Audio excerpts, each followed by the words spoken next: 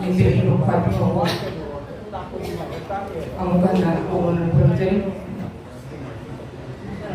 nasi untuk informasi ikai mencerah memakai skill apa kandian Manipuri Voice Advisory Board Binodini amari lekoli presiden ningthou bibi kai mencerah di ketua subadani ani maya di subigani adu matung tar pada party oja adu lekoli former president ningthou bibi kai mencerah di oja nakum aruna ozana share lobby raga tungan menyu itu enggak punya paper sifat lantupi kata bani aku lantupi kata bak paper lantupi kata bak kai measure oza sindi lega sandra pongam hanagi director dia ki director birma oza Tarung kumari adu gungam sanita hai tungan paper lantupi kata bani project thor masih pongnan kita betul five ti ayah betul jadi maya tanggal dan pensiun kita bagi tanggal kai belajar apa yang kena rumah kandian dari saya akademi jago maya dan pensiun juga bersuara dengan membuat kerja atau kai belajar di badan jago maya dan pensiun juga apa belum berhasil yang dari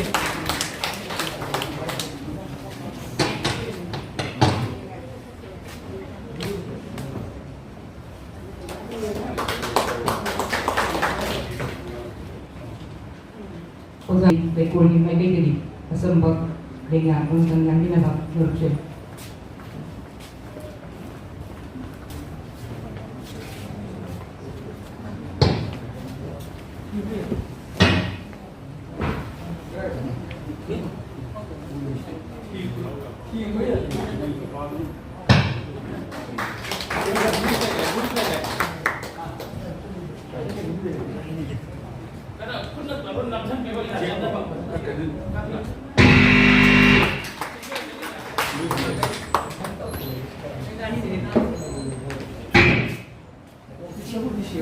Karena saya tidak berkoordinasi di semua program tertentu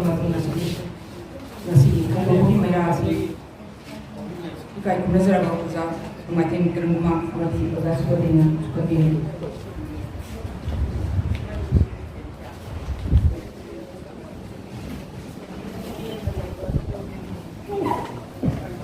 Sigi mamang ipin je betul betul lah.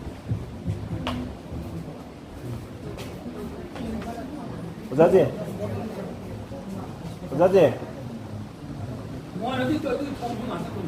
Pin ni.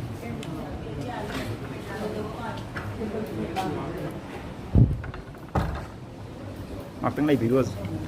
Ini sekolah mereka.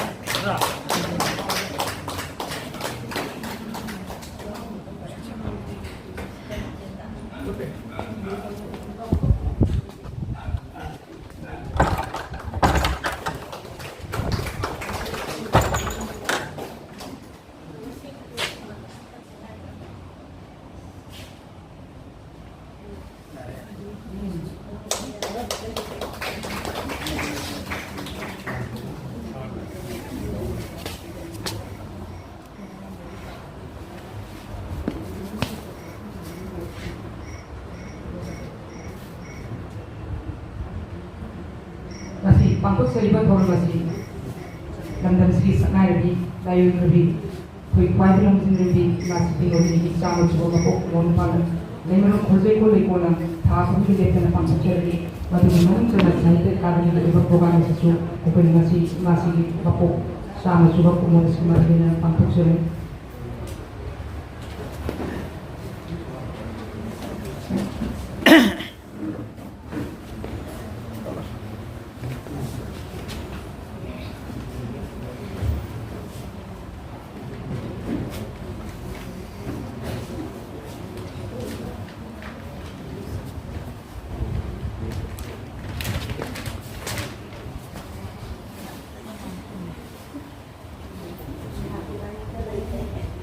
Naikat na tanah,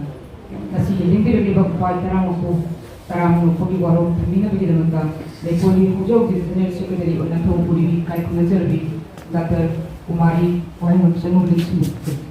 Lingsimbirsi Kumar.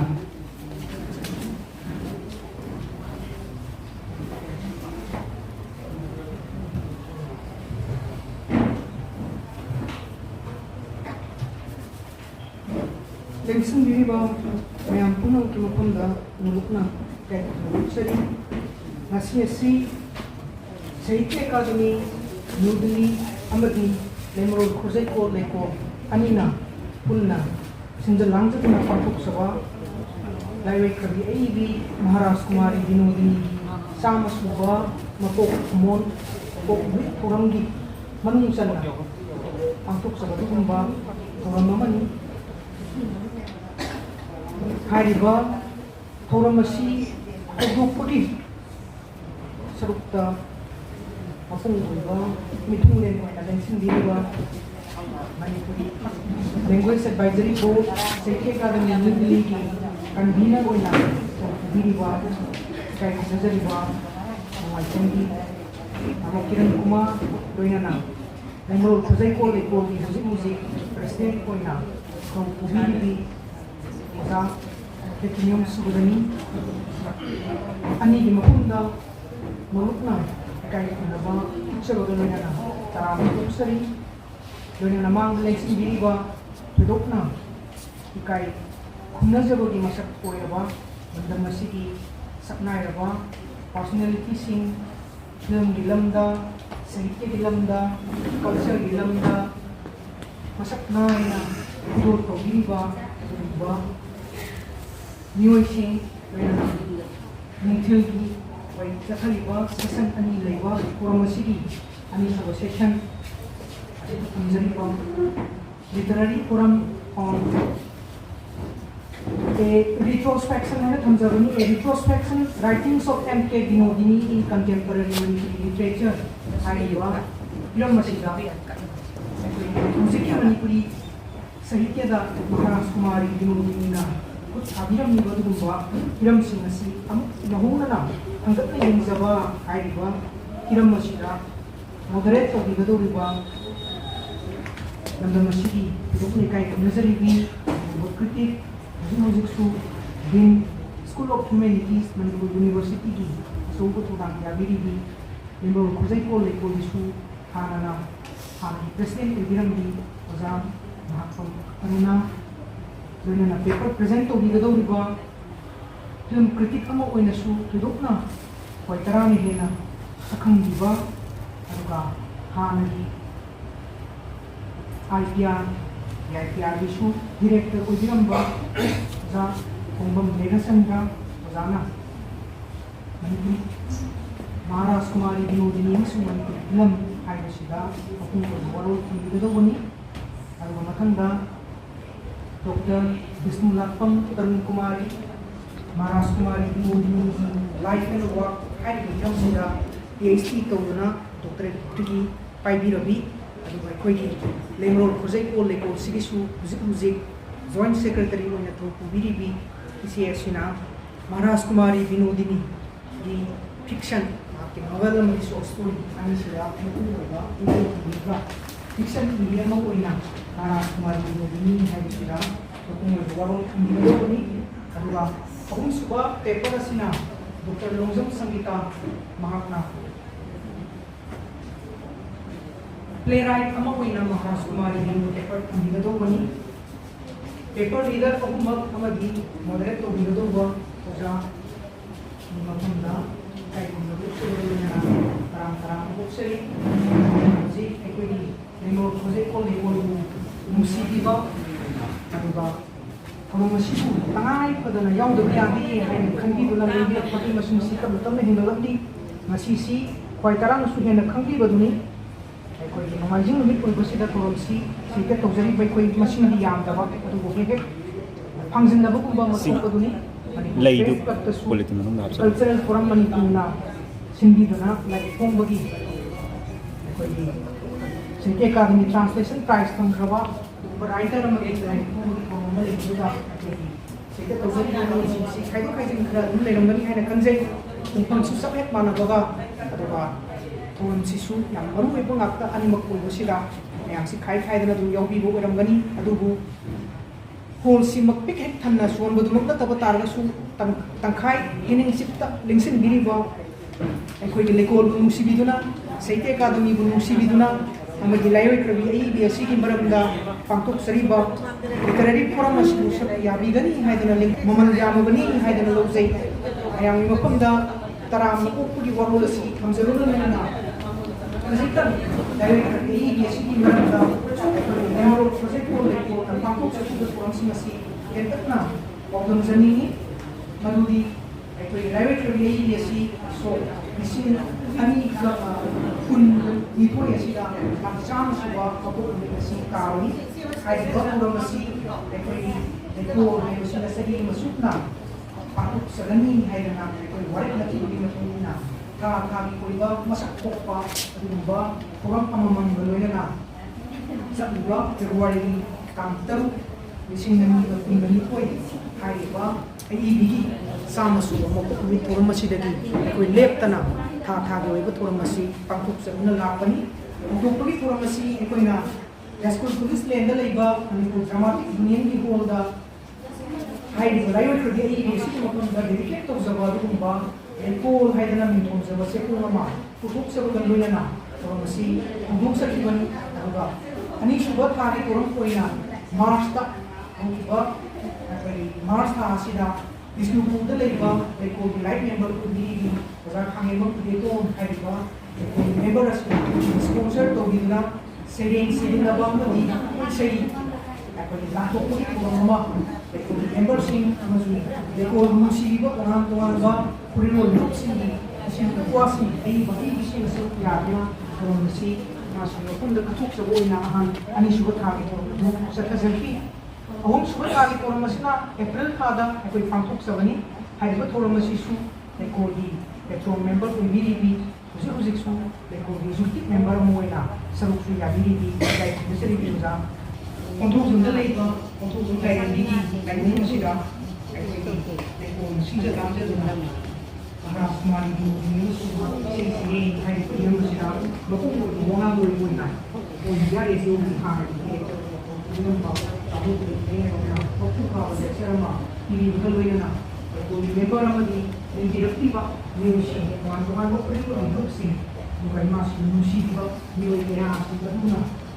ꯁꯩꯅꯕ ꯑꯃꯒ ꯃꯄꯨꯡ ꯐꯥꯅ ꯄꯥꯡꯊꯣꯛꯆꯈꯤꯗꯨꯅ ꯑꯩꯈꯣꯏ ꯃꯊꯪ ꯃꯔꯤꯁꯨꯕ ꯊꯥꯒꯤ ꯊꯧꯔꯝ ꯑꯁꯤ ꯄꯥꯡꯊꯣꯛꯆꯈ꯭ꯔꯦ ꯃꯁꯤ ꯄꯥꯡꯊꯣꯛꯆꯔꯤꯕꯁꯤꯅ ꯃꯉꯥꯁꯨꯕ ꯊꯥꯒꯤ ꯊꯧꯔꯝꯅꯤ ꯃꯁꯤꯗ ꯑꯩꯈꯣꯏꯒꯤ ꯁꯥꯍꯤꯇ꯭ꯌ ꯑꯦꯀꯥꯗꯃꯤꯒꯤ ꯃꯥꯏꯀꯩꯗꯒꯤ ꯏꯀꯥꯏ ꯈꯨꯝꯅꯖꯔꯤꯕ ꯑꯩꯈꯣꯏꯒꯤ ꯑꯦꯗꯚꯥꯏꯖꯔꯤ ꯕꯣꯔꯗꯀꯤ ꯀꯟꯚꯦꯅꯔ ꯑꯣꯏꯕꯤꯔꯤꯕ ꯇꯥꯃꯣ ꯀꯤꯔꯟ ꯀꯨꯃꯥꯔꯅ ꯑꯩꯈꯣꯏꯒꯤ ꯀꯩꯀꯥ ꯑꯣꯏꯅ ꯂꯦꯞꯄꯤꯗꯨꯅ ꯍꯥꯏꯖꯅꯤꯡꯉꯤ ꯃꯗꯨꯗꯤ ꯏꯃꯥꯁꯤꯒꯤ ꯃꯗꯨꯒꯤ ꯃꯇꯥꯡꯗ ꯃꯍꯥꯛꯀꯤ ꯆꯥꯝꯃꯁꯨꯕ ꯃꯄꯣꯛ ꯅꯨꯃꯤꯠ ꯂꯥꯛꯄꯁꯤꯒ ꯂꯣꯏꯅꯅ ꯇꯣꯉꯥꯟ ꯇꯣꯉꯥꯟꯕ ꯃꯅꯤꯄꯨꯔꯒꯤ ꯐꯨꯔꯤꯠꯂꯣꯟꯒꯤ ꯂꯨꯞ ꯀꯌꯥꯅ ꯃꯄꯨꯡ ꯐꯥꯕ ꯁꯦꯃꯤꯅꯥꯔ ꯁꯤꯝꯄꯣꯖꯤꯌꯝ ꯗꯤꯁꯀꯁꯟ ꯃꯉꯣꯟꯗ ꯗꯦꯗꯤꯀꯦꯠ ꯇꯧꯖꯕ ꯑꯗꯨꯒꯨꯝꯕ ꯊꯧꯔꯝ ꯃꯌꯥꯝ ꯑꯃ ꯄꯥꯡꯊꯣꯛꯄꯤꯈ꯭ꯔꯕꯅꯤ ꯆꯩꯔꯛꯁꯤꯗ ꯑꯩꯈꯣꯏꯒꯤ ꯂꯩꯀꯣꯜꯒꯤꯁꯨ ꯐꯥꯎꯟꯗꯔ ꯄ꯭ꯔꯁꯤꯗꯦꯟ ꯑꯣꯏꯕꯤꯔꯝꯕ ꯑꯗꯨꯒꯨꯝꯕ ꯑꯏꯕꯤ ꯑꯁꯤꯒꯤ ꯃꯔꯝꯗ ꯍꯥꯏꯔꯤꯕ ꯍꯤꯔꯝ ꯑꯁꯤꯗ ꯑꯩꯈꯣꯏꯅ ꯁꯤꯒꯨꯝꯕ ꯊꯧꯔꯝ ꯑꯃ ꯄꯥꯡꯊꯣꯛꯆꯒꯦ ꯍꯥꯏꯗꯅ ꯍꯥꯏꯔꯤꯕꯁꯤꯗ ꯍꯟꯖꯤꯟ ꯍꯟꯖꯤꯟꯅ ꯄꯥꯡꯊꯣꯛꯈꯤꯕ ꯇꯥꯔꯒ ꯄꯣꯠ ꯑꯃ ꯑꯁꯤꯒꯤ ꯃꯌꯥꯝ ꯇꯔꯥꯝꯅ ꯑꯣꯛꯄꯁꯤꯒꯤ ꯈꯨꯗꯣꯡꯆꯥꯕꯁꯤ ꯂꯧꯖꯔꯒ ꯏꯀꯥꯏ ꯈꯨꯝꯅꯖꯔꯤꯕ ꯀꯟꯚꯦꯅꯔꯒꯤ ꯃꯐꯝꯗ ꯊꯝꯖꯔꯤ ꯁꯨꯃꯥꯏꯅ ꯇꯧꯗꯅ ꯑꯩꯈꯣꯏꯅ ꯂꯦꯞꯇꯅ ꯊꯥ ꯈꯨꯗꯤꯡꯒꯤ ꯆꯠꯊꯖꯔꯤꯕ ꯊꯧꯔꯝ ꯑꯁꯤ ꯉꯁꯤꯅ ꯃꯉꯥꯁꯨꯕ ꯊꯥ ꯖꯨꯂꯥꯏ ꯊꯥꯒꯤ ꯊꯧꯔꯝ ꯑꯁꯤ ꯖꯨꯂꯥꯏ ꯇꯥꯡ 24 ꯅꯣꯡꯃꯥꯏꯖꯤꯡ ꯅꯨꯃꯤꯠ ꯑꯁꯤꯗ ꯑꯩꯈꯣꯏꯒꯤ ꯂꯥꯡꯖꯤꯡ ꯑꯆꯧꯕ ꯃꯃꯥꯡ ꯂꯩꯀꯥꯏ ꯀꯝꯃꯨꯅꯤꯇꯤ ꯍꯣꯜꯁꯤꯗ ꯑꯣꯖꯥ ꯁꯂꯥꯝ ꯁꯥꯟꯇꯤꯕꯂꯥ ꯂꯩꯀꯣꯜꯒꯤ ꯑꯆꯧꯕ ꯃꯦꯝꯕꯔ ꯑꯣꯏꯕꯤꯔꯤꯕꯁꯤꯅ ꯁ꯭ꯄꯣꯟꯁꯔ ꯇꯧꯕꯤꯔꯒ ꯑꯩꯈꯣꯏ ꯁꯩꯔꯦꯡ ꯁꯩꯗꯤꯟꯅꯕꯒꯤ ꯊꯧꯔꯝ ꯑꯃ ꯄꯥꯡꯊꯣꯛꯆꯒꯗꯧꯔꯤ ꯍꯥꯏꯔꯤꯕ ꯊꯧꯔꯝ ꯑꯁꯤꯗ ꯃꯁꯤꯒꯤ ꯐꯤꯂꯝꯒꯤ ꯂꯝꯗ ꯀꯂꯥꯒꯤ ꯂꯝꯗ ꯊꯣꯏꯗꯣꯛꯅ ꯏꯀꯥꯏ ꯈꯨꯝꯅꯖꯔꯤꯕ ꯑꯦꯛꯇꯔ ꯑꯃ ꯑꯣꯏꯅ ꯗꯤꯔꯦꯛꯇꯔ ꯑꯃ ꯑꯣꯏꯅ ꯂꯩꯕꯤꯔꯤꯕ ꯀꯥꯟꯅꯕ ꯑꯣꯖꯥ ꯀꯨꯃꯥꯔꯅ ꯃꯍꯥꯛꯀꯤ ꯑꯦꯛꯁꯄꯤꯔꯤꯌꯦꯟꯁꯇ ꯃꯍꯥꯛꯅ ꯂꯣꯏꯅ ꯇꯤꯟꯅꯖꯔꯨꯕ ꯐꯤꯂꯝꯒꯤ ꯂꯝꯗ ꯗ꯭ꯔꯃꯥꯒꯤ ꯂꯝꯗ ꯄꯨꯟꯁꯤꯒꯤ ꯂꯝꯗ ꯑꯗꯨꯃꯥꯏꯅ ꯇꯤꯟꯅꯕꯤꯍꯧꯕ ꯃꯌꯥꯝꯗꯨꯒꯤ ꯃꯔꯝꯗ ꯑꯗꯨꯒꯨꯝꯕ ꯋꯥꯔꯣꯜ ꯊꯤꯕꯤꯕꯒ ꯂꯣꯏꯅꯅ ꯁꯦꯟꯁꯤꯇꯤꯕꯤꯇꯤ ꯊꯣꯔꯝꯒ ꯂꯣꯏꯅꯅ ꯑꯩꯈꯣꯏ ꯇꯔꯨꯛꯁꯨꯕ ꯊꯥꯒꯤ ꯊꯧꯔꯝ ꯑꯁꯤ ꯆꯠꯊꯅꯕ ꯍꯣꯠꯅꯖꯔꯤ ꯃꯊꯪ ꯑꯣꯏꯅ ꯊꯧꯔꯝ ꯄꯔꯦꯡꯁꯤꯡ ꯑꯁꯤ ꯃꯅꯤꯄꯨꯔꯒꯤ ꯇꯣꯉꯥꯟ ꯇꯣꯉꯥꯟꯕ ꯐꯨꯔꯤꯠꯂꯣꯟꯒꯤ ꯂꯨꯞꯁꯤꯡ ꯑꯩꯈꯣꯏꯒꯤ ꯀꯂꯥꯒꯤ ꯂꯨꯞꯁꯤꯡ ꯑꯩꯈꯣꯏ ꯕꯨꯛꯅꯥꯒꯤ ꯃꯥꯏꯀꯩꯗꯒꯤ ꯑꯃꯗꯤ ꯂꯅꯥꯏ ꯅꯤꯉꯣꯜꯁꯤꯡꯒꯤ ꯃꯥꯏꯀꯩꯗꯒꯤ ꯊꯧꯔꯝꯁꯤ ꯍꯣꯁ ꯑꯣꯏꯃꯤꯟꯅꯁꯤ ꯑꯗꯒꯤ ꯁ꯭ꯄꯣꯟꯁꯔ ꯇꯧꯕꯤꯒꯦ ꯍꯥꯏꯕꯅꯆꯤꯡꯕ ꯃꯌꯥꯝ ꯑꯃ ꯂꯦꯞꯇꯅ ꯂꯩꯔꯤ ꯑꯗꯨ ꯑꯩꯈꯣꯏ ꯃꯊꯪ ꯆꯠꯊꯖꯅꯅꯕꯒꯤ ꯈꯨꯗꯣꯡꯆꯥꯕꯗꯨ ꯂꯥꯛꯅꯕ ꯑꯩꯈꯣꯏ ꯃꯥꯏ ꯄꯥꯛꯅꯕ ꯍꯣꯠꯅꯖꯒꯅꯤ ꯍꯥꯏꯕꯒꯤ ꯋꯥꯐꯝꯁꯤꯃꯁꯨ ꯃꯌꯥꯝꯗ ꯄꯥꯎꯗꯝꯖꯔꯤ Sumai tawdana ngasi aikoina pangthokjariba thoram asida lekol nungsiduna Sahiत्य अकादमी को नुसिंदुना लेवल आई को नुसिंदुना इंसिंदिरतिबा कौन कौन पर्सनालिटीज फिल्म योगी ड्रामा योगी साहित्य योगी यूनिवर्सिटी नुसिजरबा अदुगुंबा मयूसी लाफिरे कोनो की मतमदा लेमरो उदे को लेको बाइके देते सुचिना अमदी सिंजल लांसरिबा सिंगी बाइके देते सुचिना में आप बता ओक्सरी इकाई को सुचिना कोनो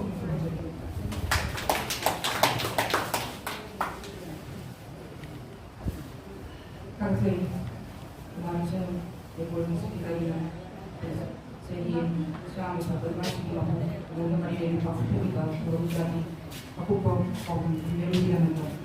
Maksudnya tak pasti Saya kira ini Ibu berada sendiri juga Pada tren kumar Mati tren kumar Kalau Manipuri Ibu ini belajar Berbukan Bila Berdiri Berbukan Untuk itu Orang masih kembali ke dalam Ibu dari SPV dan awak pejabat yang sedang bekerja.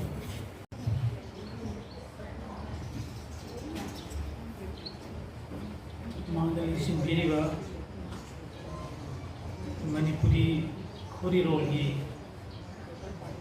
Roiba Pisari Lupamo Iba Ningthourol Khorjekol Ningthourol gi member Punamak Duba Masi Sahiत्य अकादमी में सुनो Ningthourol Khorjekol अनिना खुशम Narga पांथुइबा Manipur की सपनाए लगे भी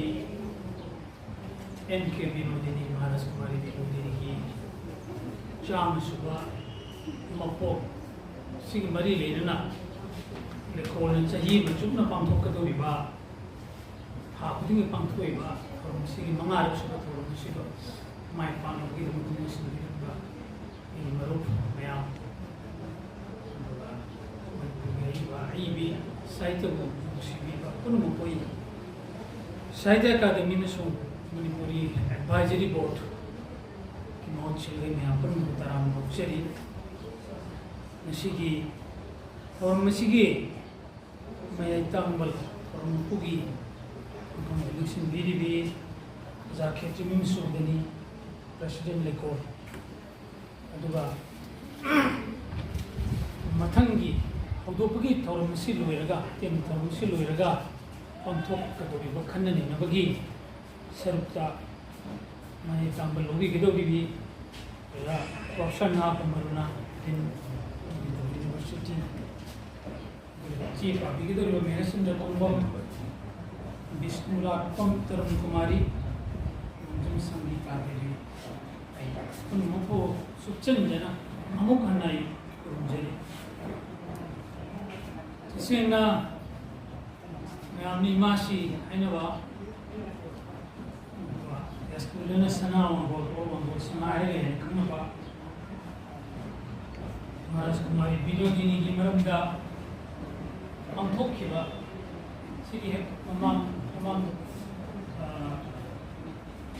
kayungan Ampok kita dua Amusua orang budaya यावजकी Madhuda पांथोखिबा थरमदुदाइना इमासिगी मरमदा आइगा माफी मसानुपा सोमीरोइगा अनिगी मरका सानिगिबा पाफम कया ओइबा युमफम ओलो worry थमजगिबनी ओदलेगी वांगाम लेबु युमफम ngasisu aina lijagdor myang phona tamjagdoriba इमासी मरमदा थमजगदर वाफम खरसी स्वामी रोय गाइगा सानगी बवाची सिंदुगी मध्य खर लोखलगा थमजगदी मदुनगी सिगी वाहको के वाफम की नोट एड्रेस से उजगे तसिंगा एम के बिनोदिनी महा की पुंसी सी अंगपगी मसबे नहीं मतम हम जो आजे की अंगपगी पुंसी मासी मरमदी मतम ममदा निंगथौकोन लेमकोन सिदगी अईबा नत्र अईबी अम थोरकनी कनाम तना आशा तंगदे चंदरिबा ningthou gi train sing biu ningthou palam gi wari watai ki myam ji gi biu mokoi sing gi maramda leba ki akhang ahi pandit singna maichau sing moi maramda iba aduna lejare aduna tabada ningthou kon na leima kon gi aiba aibi masu purakani kanandana asa to daba matam mamadani imashina aibi amon sum purakasi aduna neina magi punsigi matang matang leibi mayam sigi wari mayam sa angak pa punsi thanmani hana ningthou kon leiba kon sai goi du thoi punsi angak pa magi punsigi horpadigi purusi sum hojikti somiroina masigi maranda monogra so anda bokhe inke binodini maranda monogra saite karina phone galeni madu so ai no sajare wari sinche fane am ne yaw mani ai ga maga monogra si to wari am sanajagi ozaru na fi am to wari sani so tingraba communist ki sigi wakalon freedom sidai sida masigi wakalon chu pamjaba aduga lup sigu sogatpa adum misaka mo goigi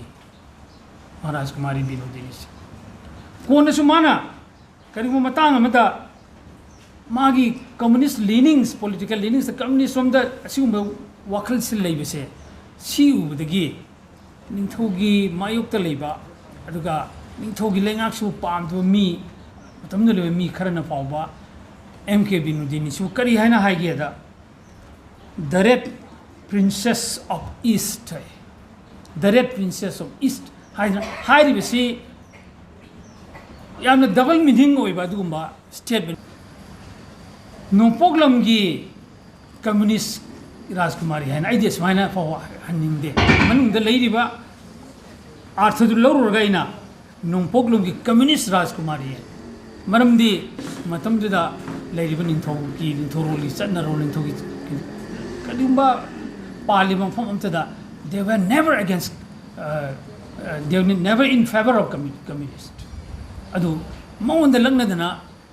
langna we karibori adu chanarba ningthou gi paliba adu mamayam du gi du yenga maunda yamna satirical loiba the red princess of east haina pawlak neba adu khangi MK Binodini khangi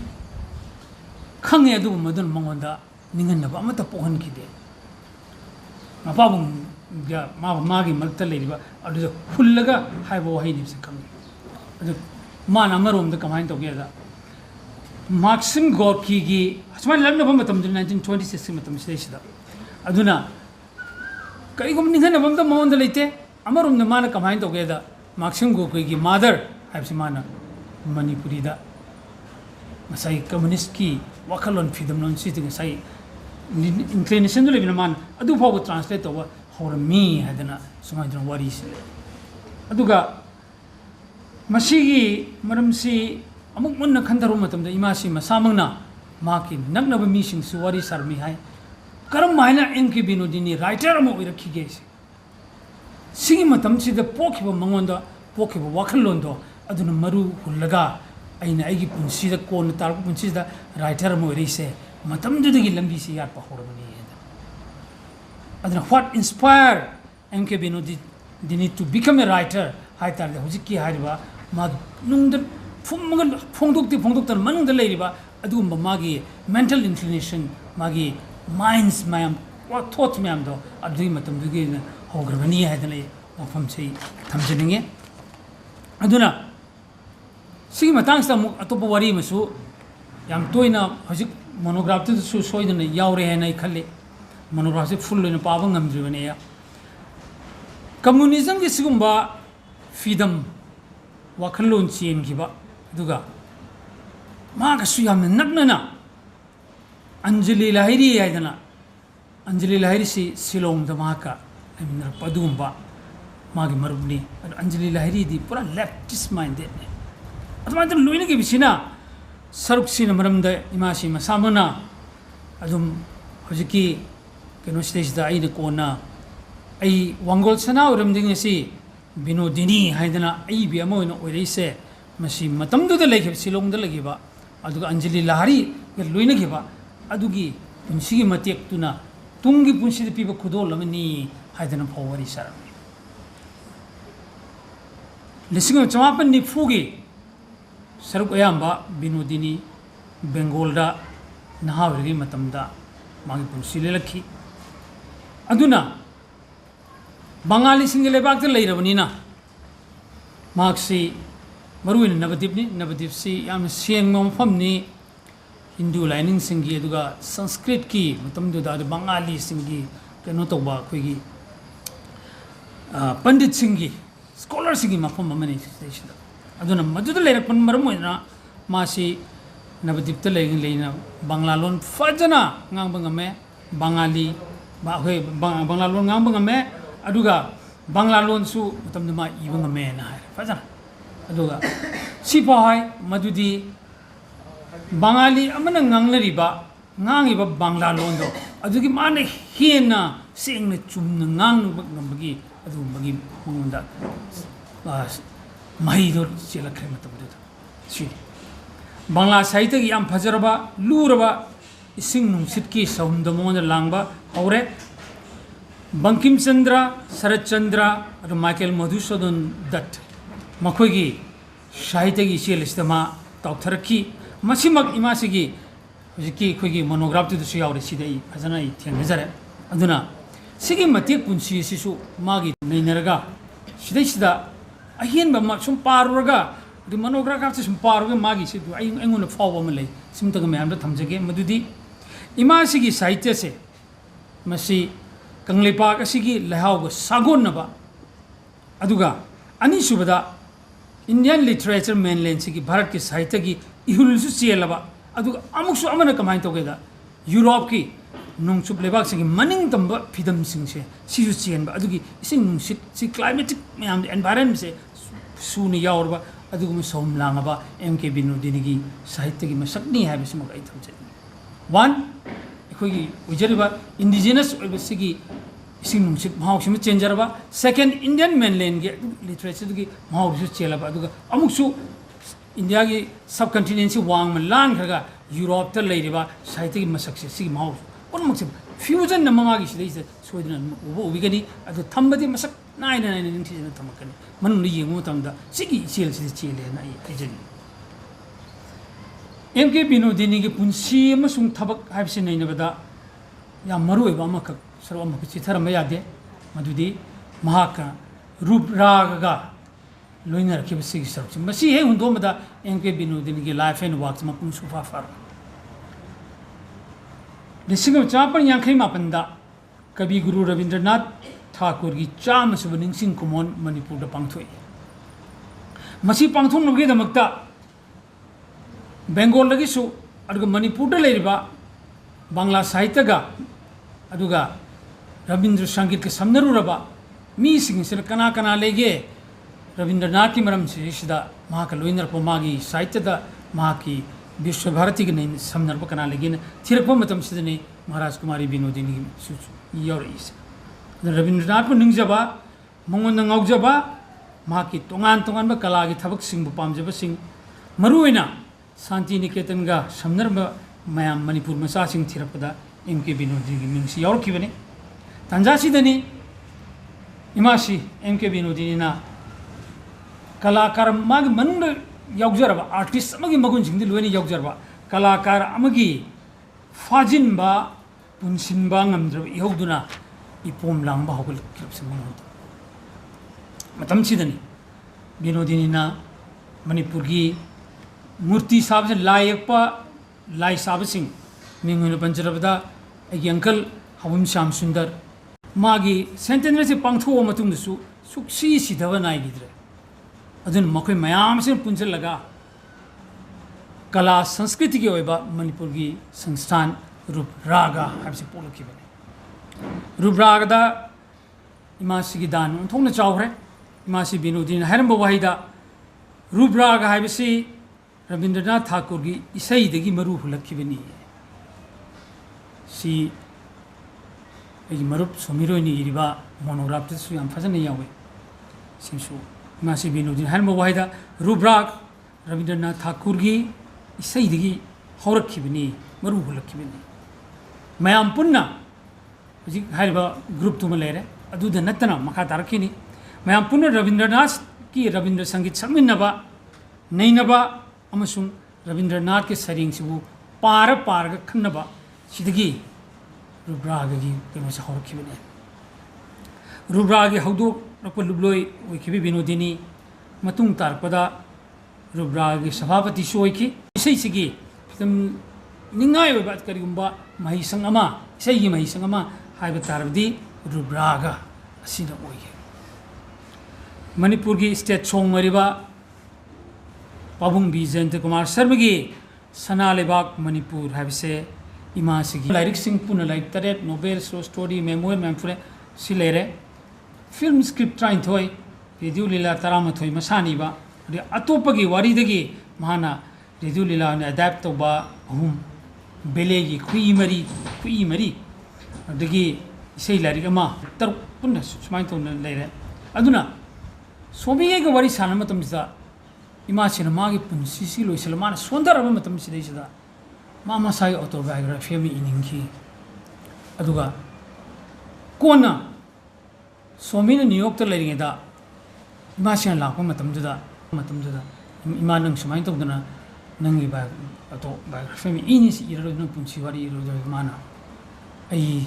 iroi ai sonjale tabak sina chawre ai madu ngamaroe na sarma wari sule adigi atopa mana imasini iningam ba atopa lari amana Manipur gi itihas sidai se puari sidai yumphom marga Garib Niwas Maharaj da yumphom ba novel amaga ma igi haidana masi thawang to madusu keno tawdre aduna mahangna liningam ba wari kama leram gani mana akhoi gi miyam sidai sida pahaningba iningba lari kama suleram gani soidana imasida aduga satkiba matam suman khui kaya muk kaya mak ai udri adu yam leiri hai somiro ina mon wari sab leiri magi simu mayam singse si puthoga khoina kariguma ma nitra kariguma ma tawraga hoji imasi foundation su leiri somiro ima sabona kanna hona dana aduna MK Binodini sum leuri ba khui mayam se masi larik oina puthoga natra karam maina kariguma pambai ma tawraga puthoga ma po hena masak khang na bagi damukta di si nei na darkar leidi hena ma ki maming se hene na ngalaki gani habigi thajaba ma lei kui sing su puthoga koina khanna darkar le aina bijir ba hau dok siga roi bidai imasi masamang na hairam ba wai pareng court am khai haijage duge lo sinjage asuki matik mana nupi ai sing su asuk yokhat ningam ba nungsiramba amadi Manipur gi nupi khunai sing sibu mawi gi matak thajaba thamamba mobi ama pangal kalhaningba aduba wahi pareng ma oibra haina khande ai haijage ising yaudana mine hingba ngamdabagum lamdam mamada nupi yaudana khunai amane hingba habise oithoktabani MK Binodini ma'am प्रमुख थागचरी आई Y खर सिगना ma'am दगे बिदाय होजगे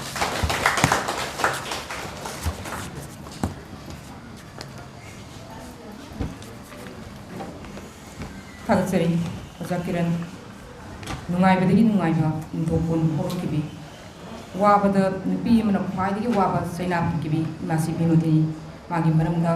मासी नोरुम मतुतां कया मासी लिंगसिन बिरबा कन्वेनरना सभागी मांग थंबिरंबा असिगी तमतसु Bhodhachandra Recording Maiki di Tagatsaba Pundokjari Matung Tarpa Sidi Masigi Thoromasi Maya Dilingsin Biriba Kai Kurazaba Recording President Ningthourol Biribi Ketrim Subadani Subad Bhodhachandra Wahi Kadam Minaba Nungujani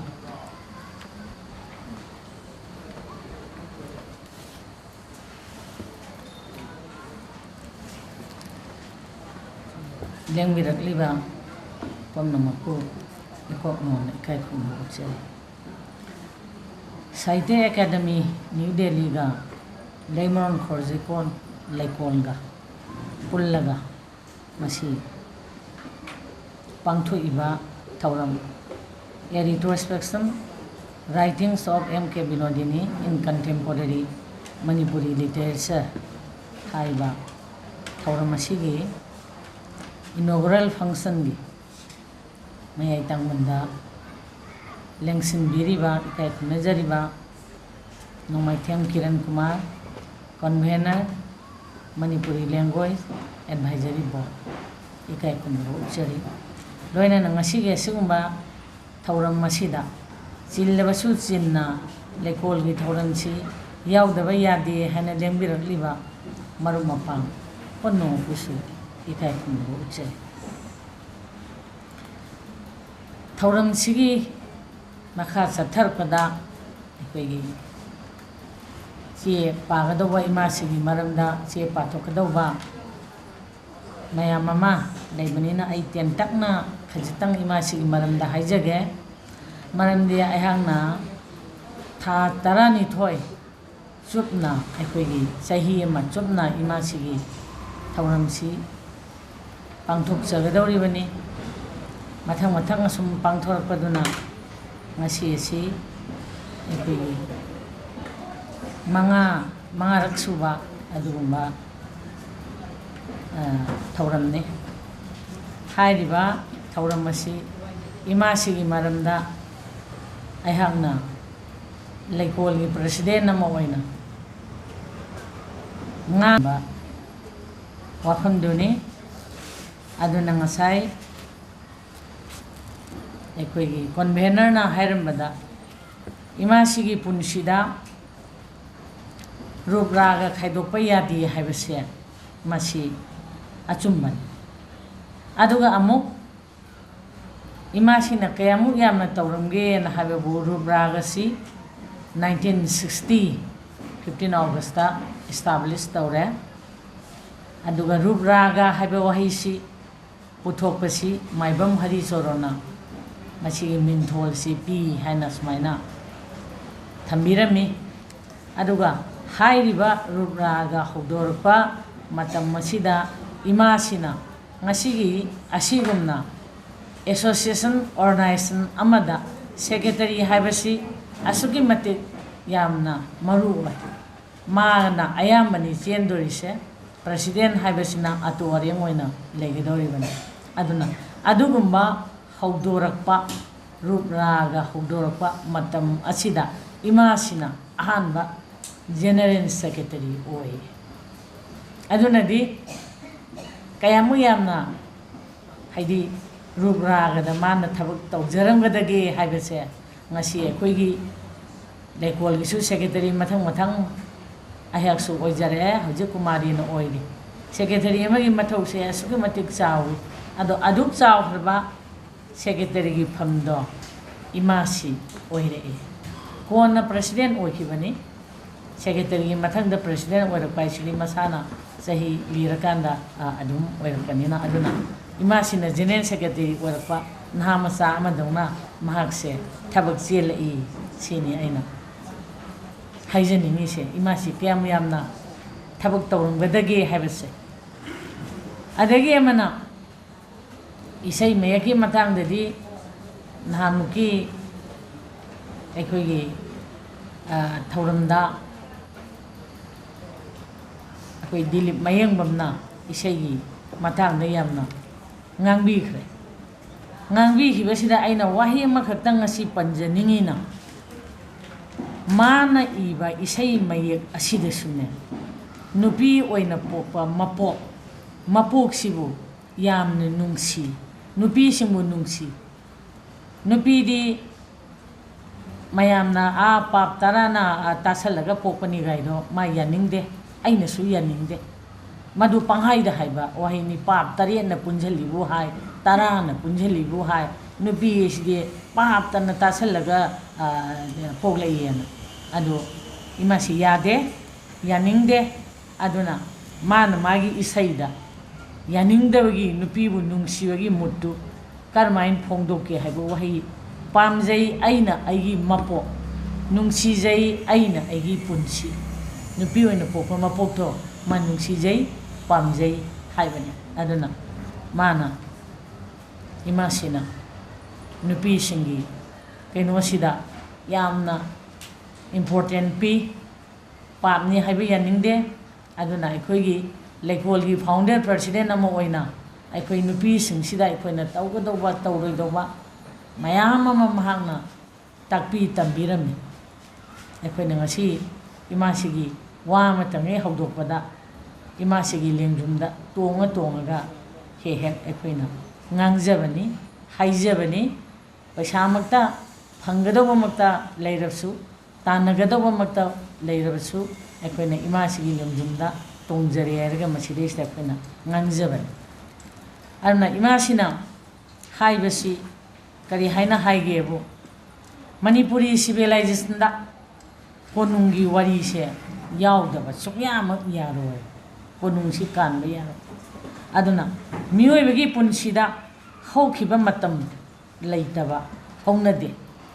ꯃꯁꯤ ꯃꯇꯥꯡꯁꯤꯗ ꯏꯃꯥꯁꯤꯗ ꯑꯩꯈꯣꯏ ꯃꯥꯒꯤ ꯄꯨꯟꯁꯤ ꯋꯥꯔꯤ ꯃꯇꯦꯛ ꯑꯃ ꯑꯩꯅ ꯏꯖꯕꯗꯨꯗ ꯃꯥꯅ ꯉꯁꯥꯏꯒꯤ ꯑꯩꯈꯣꯏ ꯀꯣꯟꯚꯦꯅꯔꯅ ꯍꯥꯏꯕꯤꯔꯝꯕꯗꯣ मागी पुंसी वारी इगेन खंजदन कनामतद पुंसी वारीसी इहल्लोयना अराक अराक खुदिमक्ता इंटरव्यूदा मा अमा भौ याखिदे आइदि माने इगेन खंजयेबा आई पुंसी वारी अमदि इरमगेन माना खंजदन अदुना कनामतद मदुगी इंटरव्यू अमता माना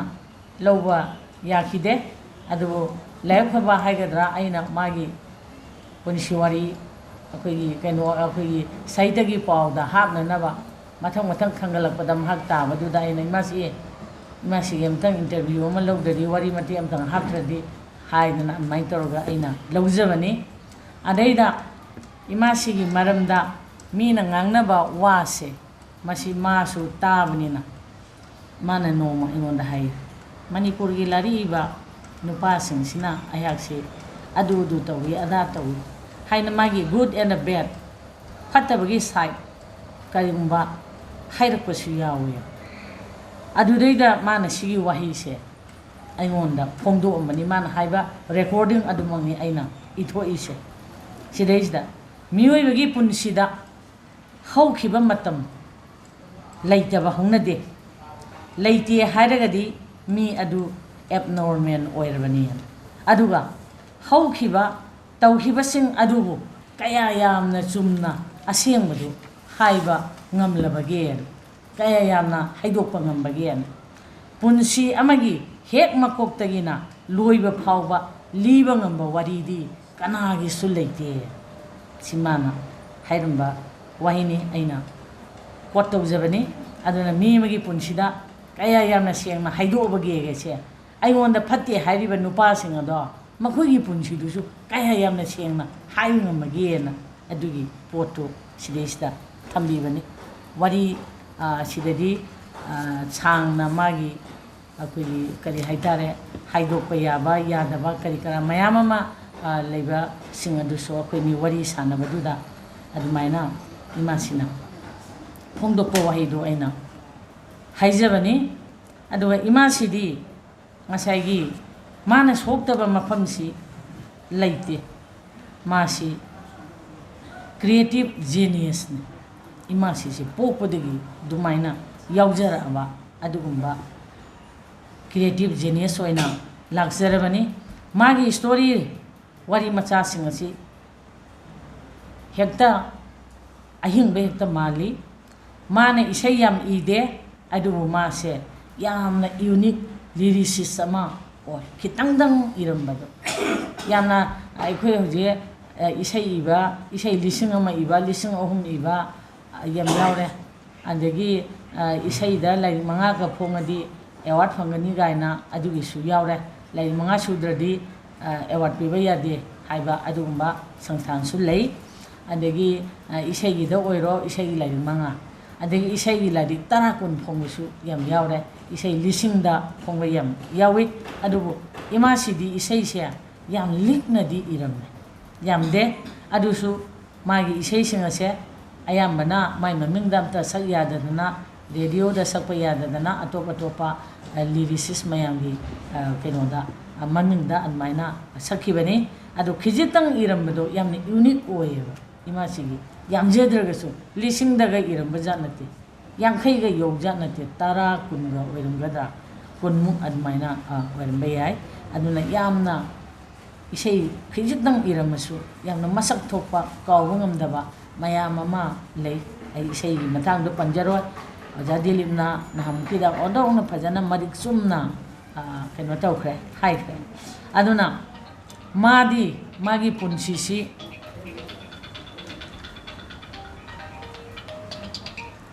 wangangi tawkhin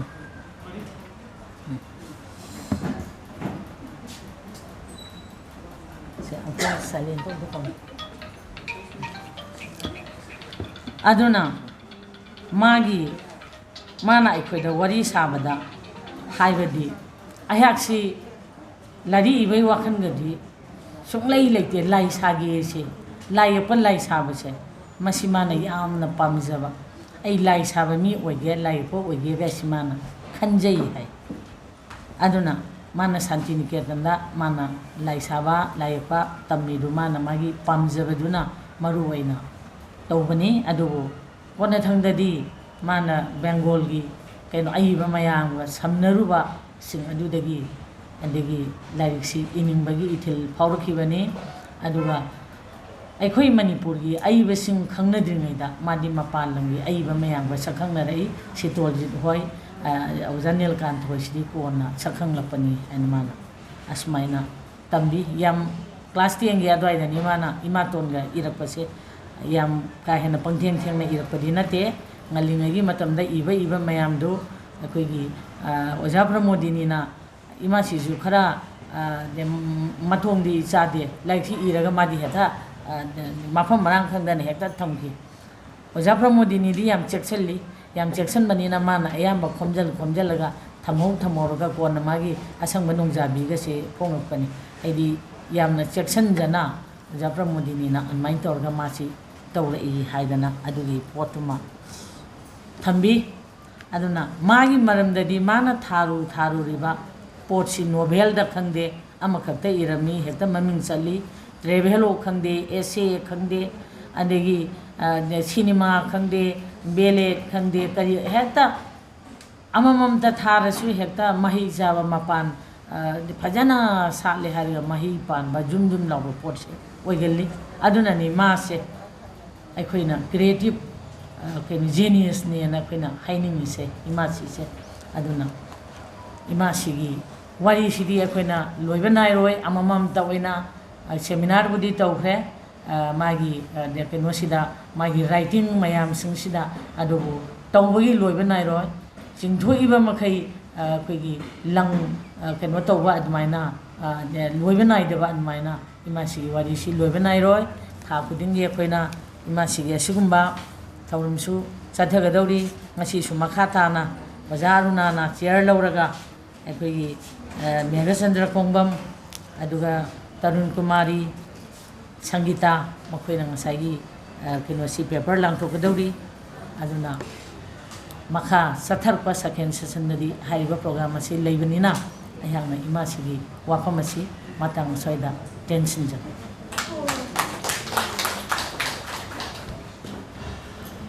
Hagaseri, Recordi President and Tokubiri, Asiki Toromasi, President and Ningthourol Kai Kumazerabi, Ketrime Subadanina, Lekon Propa, Amadi Masi, Tonga, Ilonga, the Kutam, and Marik Sumako, and Kosana Tagaza, Kundokari, Lemon Rico, Recordi, Scientific Academy, and Kusum Nazerka Pantoksariba, writing of MK Binodini in contemporary Manipuri literature, Hibison Hundana Yimami, Hiba, Opoki Toromasi, Lasidi. Kai Kunazarba, Convener, Manipur Linguist Advisory, Convener Zakiran, Amadikun President, Subadani Animu, Tagaza, Kundokari, Ahan Assistant President Yaya Bujaraga, inaugural solution Jari, but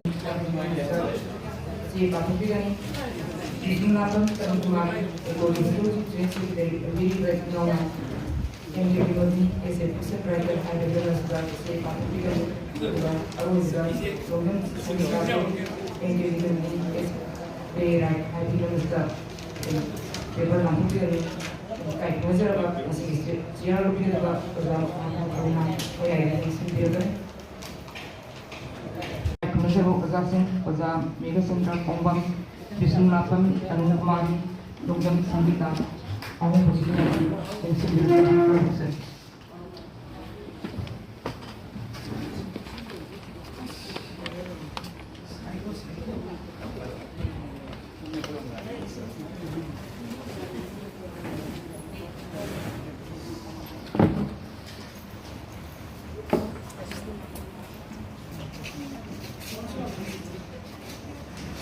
mayadin singiba ozaki paper readers na ipoli Meitei jigi tumba ke zaman tan tipi ne ka kimi tipi na isuye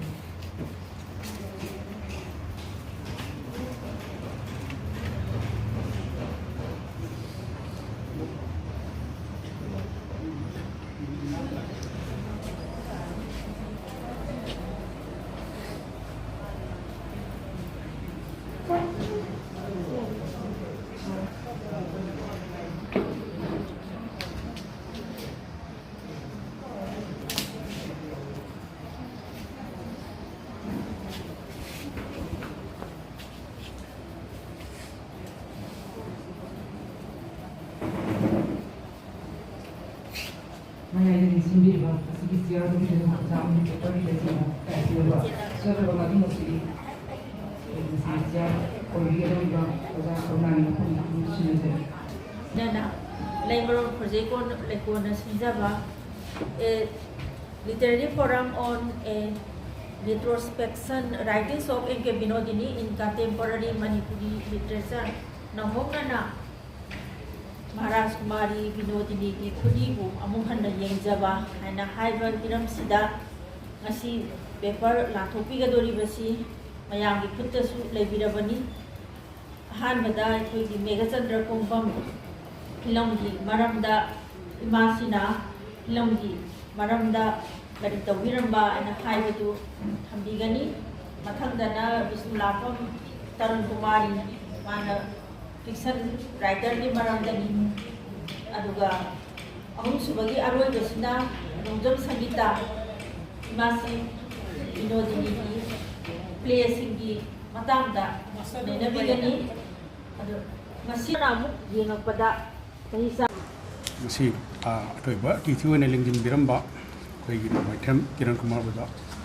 hamre nolpo chari aduga koi for university lekol gi president biri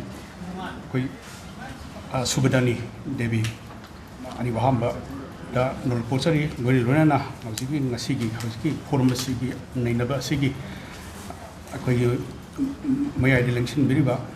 moderator biriba kai khonotri ba Uda Aruna, amadi paper reader, ani koi Visnulapam Tarun Kumari, amadi Longtam Sangita Devi, amadi loi na mang election be ba koi lekol gi member punama, amadi baton pungal lebek liba ngapno ko usai. MK Binodini imasi aidi amna nusidana mana khanbi ba dumba misakamani I punsi ki tangka kya film ki tangka kya da ana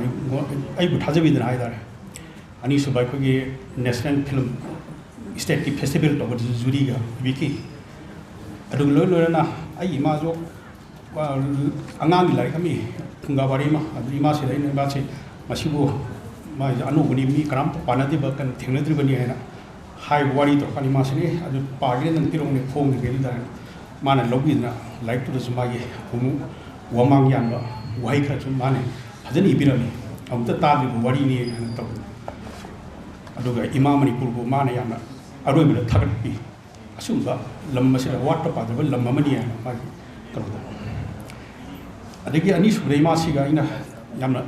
amuk kano tok jabi da ai je nupi gi koi saire haidar tasmen asli gi ma ye all about women da ama thene madada saire ngu thong tin phajaba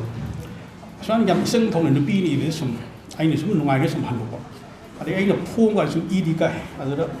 ming lo la phong gi to dai sum ing jin lot pachi yam ngai de de ne na pong na phamda madu saireng o bari phong ja ki adu ima sina pa da mo masadi me ga nang saireng bo yam phajana kan to re hanak le kon gi function ma to guri adu nang thien da re to ai saireng bo ko gi dance gan mi da pangthok ki bale pol gi function ma da madu ima sina sinba function ni man mo pung na madu imasi khwai pungai ba mikup su rangani mani stage da to ba mai design karki gi asi nakalam da angang phak ama juta angang sin sanhan da khoran ga tawna ko matam di chief minister ibo bina madu da tawru ga tawri ba so function lam smani masina ai ngonda jutha da bi ba yamna nusi ba mane ngonda nung hai me ga nang ibo da ai result jam tamu ni madu da ga ina ate ji loina thalo ga film gi line da ina ibasi thang thang changi bani ima gi thoja ima si gi thoja na tuna nyai na masi like to khong ba film lam da ka changsin manga mi se na aina ima si kai khno che ram kat be ima si wai yum da batam cha phain la cha dunu lei je bani aduna ngasi leko na paper ma pabi wona ha ba chi yam mo da yam chi nuai ima si ba pam da aina hai ma lei ma ka cha bugum khan ja ba gum mai ngon da phok ja ba aduna ina leko bo hanan thaga ko khong cha ai paper se mk binodini Manipuri film maina haibase aina maroina aina aigi paper sida aina thamjebe se aigi screenwriter moina mk binodini aduga mieng so ai Indian cinema ge mieng amadagi aina tawga izaba paper aduga koi soft ta ai Malayalam di kai daga di koi screenplay ji literature moina moi naina basi mamang ho thau aduna ina masida iriba kano sing se ina puthokraba magi film script sing duda maduda sum nainaba kano ni aigi kano ni masi opung bhaw phadaba mon da phok kar naina paper su thamjisi ai paper ai pazaba hokjar ing komlisang ga samapal hundra sahi parinda new Indian cinema gi akan mi ho ma lakuna India gi resonance cinema da kan sapu pinar ko matamduda literature gi lamda masak nairaba ai bai bi kharidi magi marandam cinema gi nama screenwriter oina chungthorki mamin panbai abadi Malayalam cinema da MT Basudevan Nair Marathi cinema da Vijay Tendulkar amasung Manipuri cinema da MK Binodini ni Indian cinema bu Malayalam thakta pokat pada mokoi sing asigi sawro mafama Indian cinema da kannul leri adu smatakta mokoi awma asina screenplay haba posak asa literary form oina su thamningam yamna nungai badi mokoi hom asina India gi mokung belon hom habidi Aryan Dravidian chung Tibeto Brahman loan gi yosabi mokong oike Manipuri literature ki wari masa ibi amas novelist oina miam sakal na MK Binodini Manipuri cinema time no so miam sakal na bi screenwriter amani sin sapno ko ma da ma gi nunga character standard ki phonglok pada ma ku wari masa ibi ne sakal na ki ma drama lari samung jawi sin sapno ko dr phongki sin sapno dr phongki ma historical novel Bhodhachandra Maharaj to the site ka doi manapi ki sin sapno dr ma literature ki lamda padam sri ki ni kai tumna ki radio play try to MK Binodini original screenplay ani amsung masani bawari digi adapted screenplay manga iduna film photography original screenplay ani to di arimam samsam gi orang ka wang so isano ni adapted screenplay aduna arimam samsam gi mai tem pak ma pasana bi okay pamaksam gi mai film sa musama komni mongsawa gi nang ka pakse deni atoppa wari digi screenplay su senti makomni mongsawa gi attend feature film live tv arimam samsam gi wari musa hingsa bi digi MK Binodini live tv haina mi thondona screenplay senti maki radio lila da filmmaker Hawam Pawan Kumar screenplay sam da ngahak lamgi da photography documentary film bari script iduna film photography mo kasin de aribam samsam gi sangai di dancing di aro Manipur di orchestra of Manipur Retrospection of Manipur amasung thogang ko thongam gi la matam Manipur amasung puthokki dra ba uri rei madami film gi sei me ikhi Binodini gi mapong to khunai gi hong ba kongchat ta miwa bagi minungsi amasung thajana ba mangthar pa miwa bagi maman singbu karisu leita bu longnar pa phigom de gi Saikeng Panguna, Tumin Kangun Hingli, Nupisin di Punsi, Lankeng Warisingo, MK Binodini ra, Magi screenplay in the Yelay, Amasumaki, Tamoy, Layunda, Lady,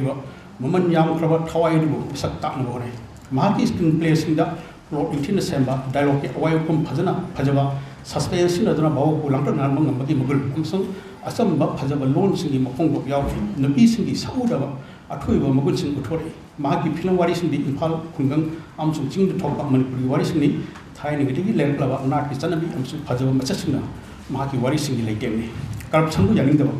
MK Binodini Senatunda Lakalabo Kunaibo Machat Kunai Machat Pukan yaning the Misane Masi Mahaki Imaging Tab Okoma the son of the Pundoi Imaging Tab Doni Dialogama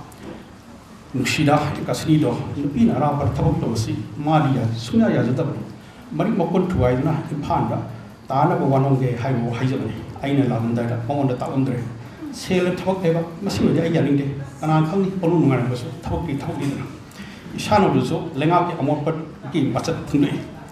Canto. Nangi posting Karai Tarva, Dandina. Madudi stops our country, Yo, is a Paravari Hosky Matamster. Now look so Ayukalamaga, me and you promotion Pitokam. Maduda Kiesto guy, I in Pedro, I don't told. Okumamadari, Kapsansi, Maka, Phone, Masak. Tai lebaki mong marin tadabul pu magi script masi yam ju theseli ngasi de mai laktabra imai themgi matam di yaw daro khui makhan chin sarana mk binodini gi film script sin nasi kaunu mari thong khaido ke an bida imai them mai fi masa nang na kap pajide nupan nulom no nupi sin da phangli ba se kheng sing gi wari ni ani subada isano amasung lai tv masada maran sule lejandana khunai ni thukna thamli bi nupi sing gi wari ni ohum subada polang the wang su amsong pakum mama thajana ba mangna laba kaisar ro khunai da hingi ba kunsi amasung nupi sing gi wari ni mari subada sanabi amasung hak lambi da makhiro su maning tamna hinging li bi nupi sing gi wari ni wari khuli gi mo mk binodini gi han biskin pedi krong the wang su ni wari masa drama novel sareng radio drama handok drama bele script sing ba tonga tonga ibi medium da kuthar mutung film script da i medium da han kuthar ni singda ba ni man han i khiba wari ma digi film script semana de manjen amada punglong no na myam da khangna de wari ma myam da thamna bo ni ki paring na chathaba wari khuli ni Delhi da medical tamni bi thadoi na police strike to bodi gi phan thor ta sesak bijoi bo isai ma pam ma da mama na bi sesak bi suro gi program yang da lakhi khangna ki thoidi thadoi so saire gi ma gi isai ma yak san bodi gi bijoi ga ma connection na ki bijoi gi mama pa ngata na lekhi da bana ma phu ma ben na yoi thang he ba ma thong na ma su thang ta gi mai hai ni gi ma ben ni sai ngoi pa mi thadoi di ma gi mabung kamal ji am sung mana mana jite ko ko sen pa ba misak ma da thajani gi imung manung kum loi ni ma phu ma ben na bijoi bo lohong no tharang toi suro na puno khang ba gi thadoi ga bijoi ge chalen ke nupi hai dok ko chalu ba mabung kamal ji na masan ye kana dan pir ge lohong ani hain phajan har pa gi madong thadoi bo mai na thi do an ke adu ga di mabung na thadoi bo bijoi ge lohong ba sunga yaro hai dana masan nupi bo imung di khen don da thamki screenplay se ki plot point ama mo de howe plot point have ni koi wari paring thari bida director ka top direction am do ku plot point aina koi screenplay writing gi koi father of screenplay writing koi site fill le na ma sina wai ni bijoi gi bathong na sawna kamal jet unaba lakhi madho bu ubada thadoi na imung dik chantor to na madho bu sing nu chaki kamal ki phne na tanan to na khut thongna bada madho sathini sokki thadoi bu chaki thodo adu gi madho legi dre thadoi so jiten ni luhong na bhai jabot ku re madho gi damak bijoi na maben bu bina bonda live from the chaki thadoi ne kamdok raga bijoi ne kamdok ba hai suspense thame bijoi jeri da ulalon bi thawam ne yawre wari adu gi ani suba plot point hawi maben gi mopa no pa tonjong na ma ku binda wali ku thol ga yaw mani mo na thau ku sine ngom le ko bin pi amana makoi da thawak yaw ma ma samjai wi thi belai samjai di impan thoki hai da le thawai wai bijoi na ma ku mai nga me ka la li bijoi ni sa chok ngai da le na le ki hani ma ku de ko ma na sang la ga le ko pha da ku khine ba hone bijoi ni chang pra thengna ma di kumar sen ki le kwan thai ma ko de thawai khang su na le mina ba nupi ma sa so so inna ba so ko di kap tu le mi nong su bijoi ka le ka chaw bai ma chak da lambi da kumar gi kambu na bijoi thal tu na le ku khine ba hone tholok tu da kumar gi nomai na bijoi da pa no so ke kumar so sok na chen ki lairik na bijoi bu hop stan pukali bijoi bu operation tawun layangi mafum da tharoi di doctor odun rami nawa khar pharak pada bijoi na mafum da thu na tharuk nu saning ki no mo su jiten laktu bijoi gi thamoi da olam ba sum henglai plot hai sing na sem da amuna mo bu sing na hali mamai da tharoi na bijoi mana ta chatto na ma yi nusi bagi nam lokyo phire ba do mawon phangan ki indian sinman na income lisingma ga samapal home fu sahi panin loira pa amasung 19 lisang sapon hundragi hawlak pa matamadu mainstream cinema Bollywood ki maton lomam tam nuksinwon jagoi isai yeine sunawa kainawa thunaba gi formula da hit super hit madi blockbuster ka thopchuna babu ngol ko matam to de mk binodini manipur le haw ga mainstream cinema ma hawma manipur baw ta pi bang no olang thai wang su ikibani aribam sam samna direction to ba lisang sapon marfu gi January 5 pani phal gi friends da to is the release of a film silver jubilee thorom pangthok tana sayon thai to sanu ki ngasi phawda manipur film matana olang thai wang su report thuai ba ngamtri imai ni them mk binodini ni so screenplay ni ma ki radio drama oina akaswari phan chantok klaba myam na pano na ta klaba wari di screenplay semani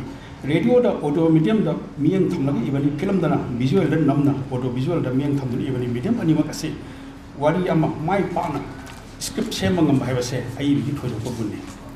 nupi ngang le ro visar din chandana khongang na posting ta inspection banglo ama ki sakdar ma cham pi amaga lo na mari dai ne ru badi polkhi ba nga mi wari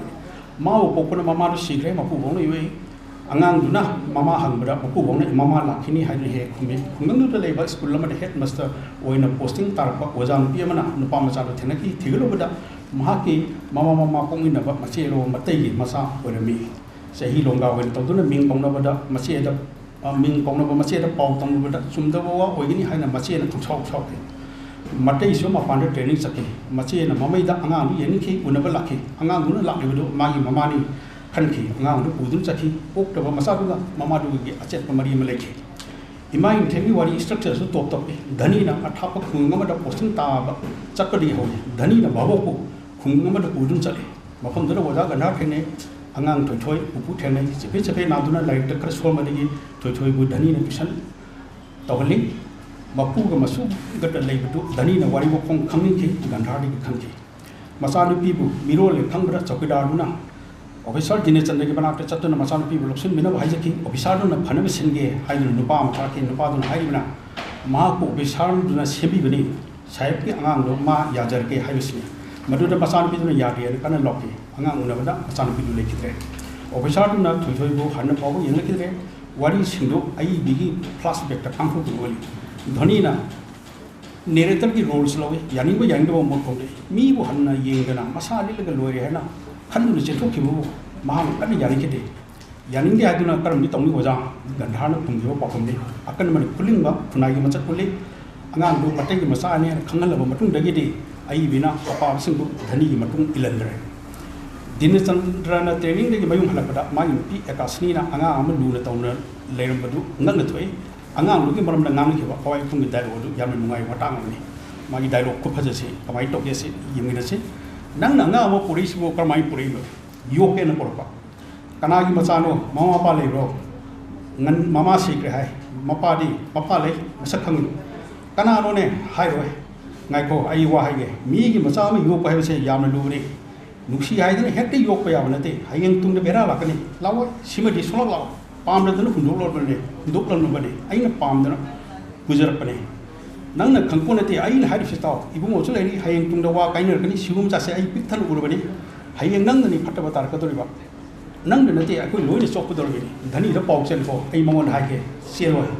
madu ya roi ne tong tong ni tin tin do ko ai ngamo hari sini nang ngamo hari te ya ro ai thok ko taw jani ai su yen pi ro kari bi du ne se bo pungun da nang na ba ya ro se bo angau bi ra ngau bi na ta angau bi ni ai da ngau bi ni angang se kan kari thone kari no nang na swam thoi yor si bo kari thong de ngang sine ima hai na phisi pai na yal ga da bu yal ka bu lak na che thok kadra na khoi da so bri na me khoi di ngam di he kari no ma nang na mu tok le sina kari ma tha no ni se bo angang sine kari to la de chum le jab se kai kai ke sak khini le bi ade ga sak khi suai dina nang bu kana na chalo hai ge kari nu pino ni se bo nupa ma ge aron ba sum da ba sajat da laman na ma phajan khumani ha bi ha si da su tai se adu lo na nupi ma se li ba athoi bi mama o be gi magul da su ai me na masak ta be imai them enke binodini gi masak to ka screen play mani pakum ba enke binodini gi um so screen play ni matam di oiba manipur gi socio political gi masak ama ningthin ut script mani ma gi wari masa ama di se mani ibon school no jani so wa ing ama thai ma gi nupi tapang ing de pui mohoi hom mokai masa hom ama se le mana pa ibo ya ma thau phangna le mana from ba ibo tombi ma pani in kar sa tami tapang na thawak thangna le ri ba ibo ya ma gi dong wai mai bi yang mai mari ma kon pai thok tu na ibo ya ma gi thawak tong na ba thawak ma le na ba tawi ibo ya ma de corruption ya ke ma bu phangna na goro ko we je nam da lupa lising pan wanam chen thilu thawak khalakte chen thau ba da ising ma hale ibo ya ma gi maru sanan di sangga bu le bane warong bu hai bane matik sa ko director mo ai kre ibo ya ma gi atopa maru pau se ma da pawmi oi ba bir sunar di asum ba gi ideology de sa sa ba mini matik mai chen ba masung sel pai ba misak amagi scandal ni pau pholo bari ge khune ka ma phuki pau si adu gi su pon ke amo pa khunai gi chala lor hing bang na bari ge makhong khangna ba lamthung amada chakhe bir chandra mai maru ango bu ibo ya ma ga sak khangna ban an bane ango di action ni ni tam khun ningo na ma lo tu khun de le kan na su bo nom ba masan ma sa ba thau bi ja bana kun si ga thoi ba khong thang ne khan jaw ni ango sin ba de gi ibo ya ma kun da na school ma do ja wa le ibo to mi su mai tam ba lor mai mu tholai ibo hol ma tha sai maram di mahi tambada sel ko phom ma ting lo ma tung da thaba ki na ma so sa phom ma ting do re maduda ibo ya man hai kari matha saduri bano ek percent graduate amana bo ai ko di lawai le ba lam aduda phama ma to se bank na su loan pi ri masana masabu thawak tawdra bagi ben loan piri ai ne su maten pamani bo yam lu thungki ma ai na pami thawak thire ba basin da pi ba kolam mani imhan gi ayam ba mina aman amabu khullaga nuai jawa amasung asfon babu ikai khunba ngam da ba mafam mani ai di hingba ngam ba yai adubu isan bi siling amon ibo yam gi wa kham amada masai angau jina ma ye macha ukun da lei bagi matang da mana kunglo ke bani ai bina ukul gi talu talu ko punsi masak imhan gi machu chengraba masak mai lan uli pokmama hojik matum su chunari wari mani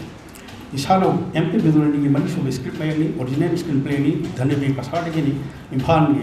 dagi khungang amada nupi mai ni yaw ni lei sarkar thawam ma tawi mani bo kel phami machan pi ma lere nuai na pakak pi mung ni no wali khau da ma nupi tampha mo ma tawi mai bi sangki mai tai bang tongan ki kui rebi tung da no ma jiri da lai haw pon amada dhan bi na joi sawa yaw ba chakhi bi machan pi bem bu lo la pa da tampha na ma pu re ba u de gi senthor ki hangi asi ba koi bebe komi na koi jiri de ni ka do lam mi ba ai sida posting tai bem di ai na la pa ni nang bu bem ga lai tro ma silong da lai tam ni suki da la pa ni nang bu bem bu lo wa nu ti la ka la te ai lai hro mi ni nang bu nu pi thir ba la tro ai sa la ge ngai ko ai lai ya si bem khang bra ai da khang da ma la pai da ai ma pok lang se ma won la tak thol ro ma khun da san mama nabi ga sa ko cha ba thok ki ma sa pi bem chang ai tam pha mai bi do khoi mi ima mai bi joy ma na ma sa ni un shiri ni ma sa ni mama ma sa khang ki wari di ko da thamba phajaba pro amani ai bi na ma te khunai di li bi mai bi mi un shi ko si wari adu sa no uli thobok pathang no panin chem la ga lai na khang du li bo wari ni mai phi ma cha MP Binodini manga so screen play ni mai wari ma sa ma di semani samding jeri ba tang nu pi ma gi punsi gi lang theng uli ukul gi DC office ta imphal bi gi punjo posting tai kerani ni DC so mai te ni ukul gi myam ya wang sa ni singmi gi phajaba punsi mare na lari i punjo na lari tu gi typing to ma ten pa mo khoi gi thajaba mang na no section na chalu hai si DC na punjo da hai bo fam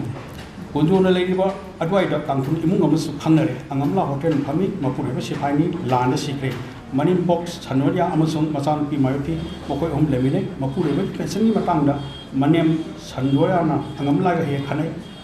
mai pi ma pung mari phare school tam ni lari soli hai na punjo na mai pi bu lai tapi no ma punjo gi mama no ma impan bi basanta na ma bu thi lai thika to mi ni isai no mai pa mi punjo gi da basanta ka mai pi ga khana ki mo khoi ni lo na le na ki machan pa am chu pok lai chana do ko thar le ga basanta na mai pi bu hundo na ga chaki la ni har ga la ki punjo ji impan da tare no ma mai pi na ma bok ka machan pa ga basanta bu thi wi phan lai punjo na thi ru ba da basanta de ni pi mo lo na mai ni yong ni du le ni maku bom na pradhan ni bo le impan na basanta ni impan na yum ma wai ga mama macha mo bo khoi gum thami khara le ga punjo na ukul de gi mai phi de gi si thi ma lai basanta bu pu biro ma gi masa yu wa sing do ni angang do mathan yo ko ngam do man de basanta de pitok ni mamai da mai phi na phre block ke ma por ko tu pa chai chana jo ai ki sa ni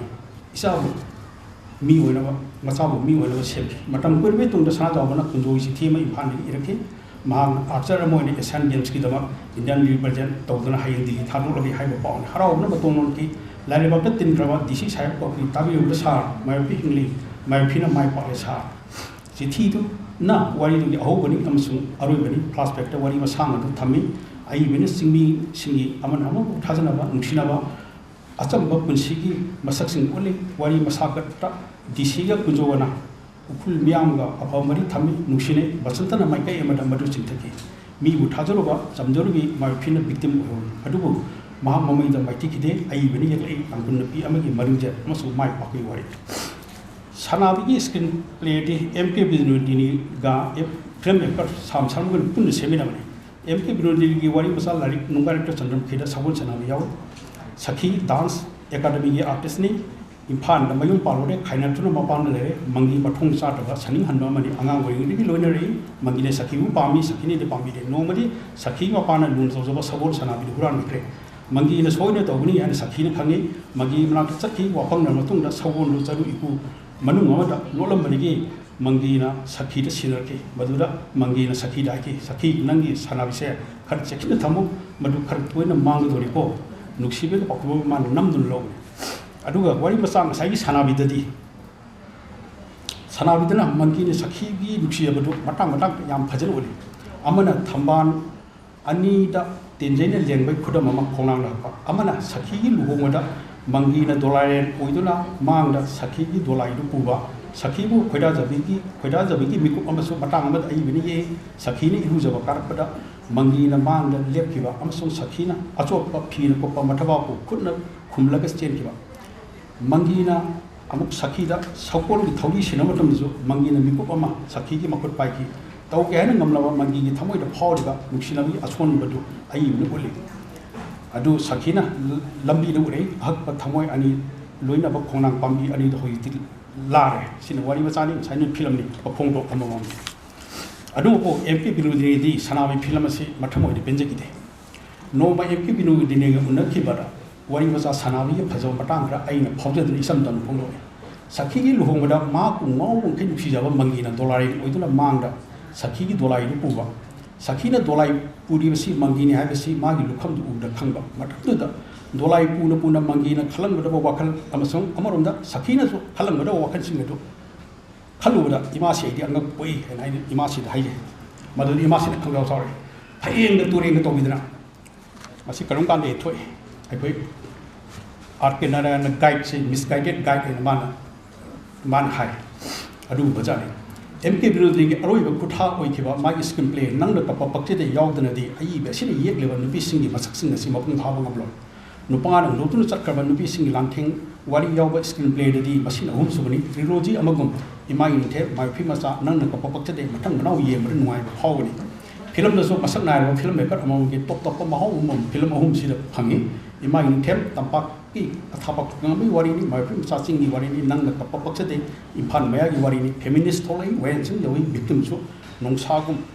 thorok matang yawi nuksi thoi khonga patte gi ni masai mayum ne mapa do yang indu le bani mapa di nagaland u su chapa da makhun du nupi long le kre mama so mana chahi tara so pare gari accident le gidre mapo yo le yule mo ibom ta impan ne gi ni tractor thawi khonga patte lo khoiba la pada nuksi do ga khnei seli luho to ni phane le ki manim bong na mamu pam de lam bandu ni he ngang ibom chana manti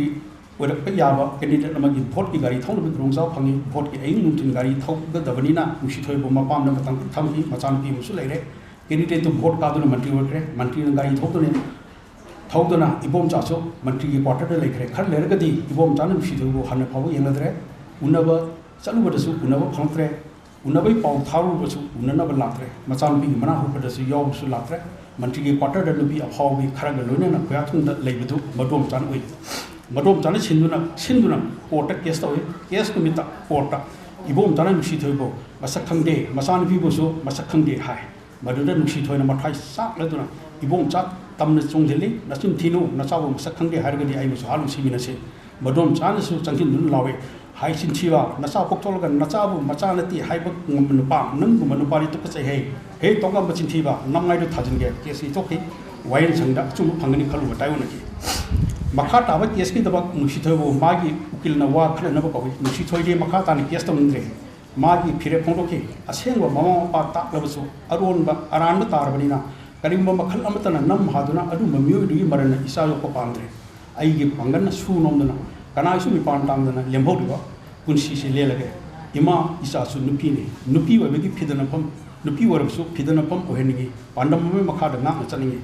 matang sida thot no wi hari ba nongdam nai dro nupi gi nuksi kunsi bu masak siba nai dro nupi ma gi akan ba masak am mp binodini le nuksi thoina mai mama ni sine ai gi ma bu ima du kham kan ki lai ro su masa yu huma man kunsi len ki bani ing tap cha ba mong ha da ba mi gi mang ba tok da ba khang kan ga da bani haina tatna iman tak pi ki ba angang wori nge nasi su ni sine iman tak pi ki ba wai khra du ithau dang mon pa thuk cha bana ima gi laman sak la yes tok pa du ukil du ni ya bi ra da nusi thoina mamik ta ma pi ira cha le ai ngasi di wai sa nuai re ukil na ni nuai re ga kari kap ni nusi thoi kham ba ya da na kap ni hok ki ba kun sing su tai no pham khang da ba thok sing ai na kap ning ai bu kap ning hal khalore su kap ning ai yang na kap ning bas tong na hal pa gi lambi da ukil na hai ki ba do amo nusi thoi na mana pu la tai nusi thoi nang hai ba chu me nupi de khap si da ba lebak asida di nupi di khak si da ba si pham thok da ba nang kap ba nang na pa te de MK Binodini na to sona ni hingleba nupi sinda hingba no thonama nan kappa pachede iri screenplay da thamleba me Manipur literature ki taibang da screenplay ha na iduna phonga chi MK Binodini ni ma ki screenplay all the wang so isin rapan ma for the like when phongke samna direction tawduna film asi na silver jubilee phangba Punter National Film Awards 1980 da result kaman phanglaba tu na phongni lari asi haisin ba kharada ai bina pholo olang thai wang ta suki screenplay se ai han mani kariyumba da wari lir bese kolom nate camera ni haiba bhap to dana iba matam da sang ko ngam dana matang kya yauki wari da yaw ba me phirimo asam sa gi chawba puchi madi sat ki adu ko loin haiba yate loin gut pe yate haiba smali pathole olang thai wang da su pinas oinu inam su yabani adu ba hojiti film one lepsare injare madu da aina kut tharbi kana bani lari atu bapung oina film du ki transcript screenplay ni adu pu ai bena film du di yaw ki da ma original script di yaw ki sin kra jo lari adu happy man sun pali film da lady siga screenplay di yaw ri siga khar khena nu ni bi ai masi maram di ai na wari di yaw lu music marta khar khena nu si yaw ki aduna mokoi matang ni hin ki sangok ki film script kari no hai bi sampan tai man hai film ai bu pinasna te wari machan te film mit uba photo paring ni masi chaur kut haiba imagination leba nupam gi asobo thodang lai ngari director ni magi creative vision da ai bana ai bo phawni yengu chumde aduna ai bising na ningdon kra pomlo su compromise to tai have se ai na chaptana thajai natragati ai wari sanabi rono haiba ta bani matang am ta su ai bina hai amana film screenplay tarai ni lo sumde bawo usitab sumde una mokku khangdabani hai ni irai lai ni lo ru sumde masi ai gi thaja jabani Binodini ki wakalon da screenplay hai si marodom lepsa bangam da literary literature ki form amani hai na lo da khara tayang ta choi ba ma phok bum tawi adung ko mana olang thai wang su khonglom ni ba sa Manipur literature ki machal amani hai tham MK Binodini di put lijan bana phangkra American playwright amadi screenwriter Tennessee Williams gumna film ase director ki medium sunat nati hai na thona phana di hai bangam de American dramatist asina film amata su direction tawkide adu film home phungi director writer co-writer rewriter also director writer oina film script iki MK Basudevan Nair ni mian MC Basudevan Nair hoji ji hingi ma July 15 1930 po pali Malayalam ki literature ki wari masa novel iwa mami le ba ibini isi japan hundra da ma ki novel kalamda Sahitya Academy Award phangi 1995 da Gyanpit phangi 2005 da Padma Shri phangi novel nipan wari masa itrain pa adigi wari larik mapan film script yang kai igre social issues of best national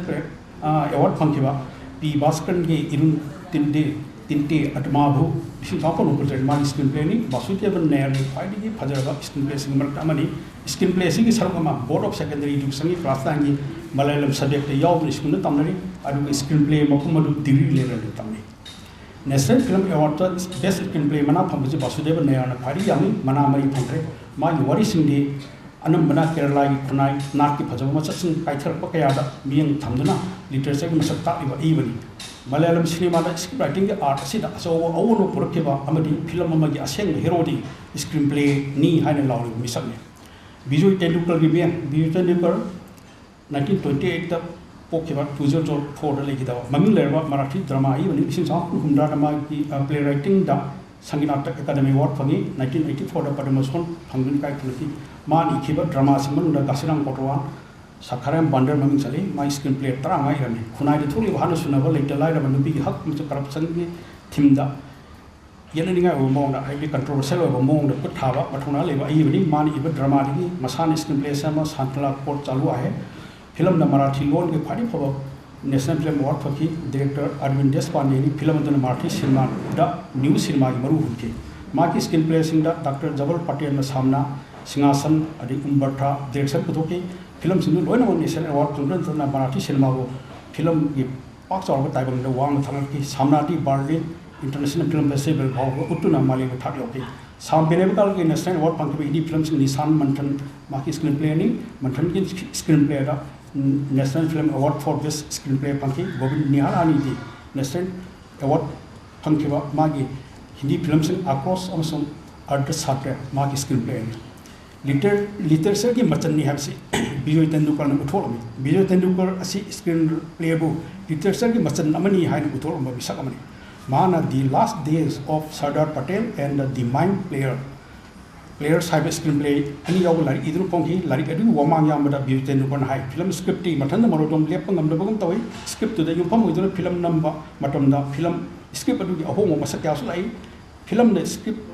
di arrow of pop in a lake classic whatever film ki script sing ponder river say film to the ikiva sen film script to nate madudi film to transcript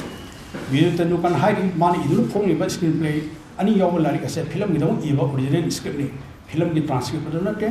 screenplay wo masa matanda lepsa bongamba literature ki form mamani have to talk like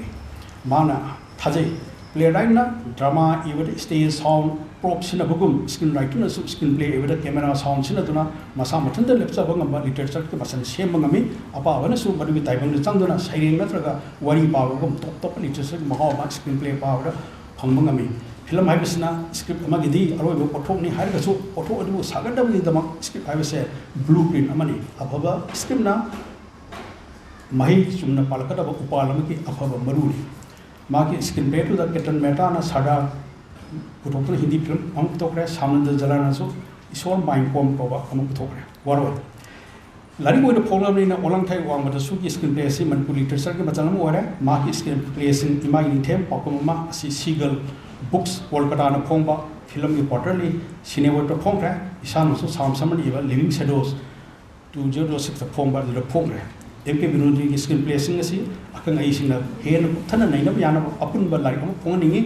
maduda man kamdona ton ba literary medium da karam na wai masagata wari mo bo kamdona ningthi li ba gi have techniques sing ado hen yam da khangan mangani film institute chingdasu film gi text nai na ba mk binodini ki screenplay sing yon bachungani Malayam da masak tak lewa Manipur cinema ki classic web screenplay sing su Manipur ki school college gi curriculum da haptuna mairo sing da screenplay have a see literary form amani have a khangani matang se ba ge karon ta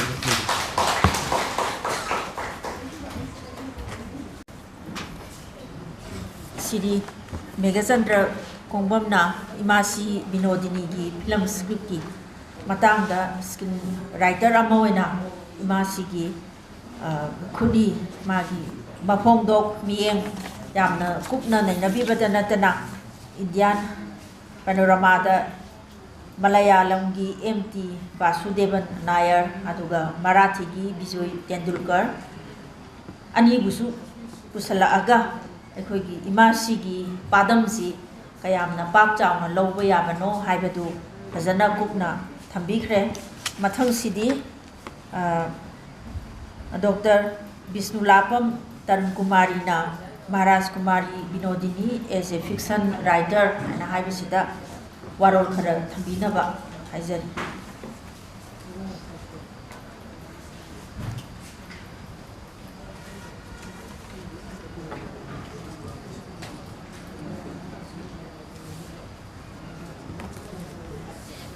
Sahitya Academy, New Delhi, in collaboration with Laimarol Khorjeko Laikol Imphal na Sinjalangja Duna Pangpokuriba, a literary forum on retrospection writings of M.K. Binodini in contemporary Manipuri literature. Hi Riba seminar asiki Angonda Tunzariba topic asi fiction ibi ama oina M.K. Binodini. Aina paper asi present of government tamda so kibalan kiba yauragasu tabi diba kwai pumna magna ngapigani. Paper si lantok sa dringai gi mamang da imasi Binodini ga ai ga unaza ho bagi wahai pareng amani dang mayam gi mafam da nak loina za ho bagi mayam gi mafam da tentak pa warolom tang thamjage so lising ani ga marida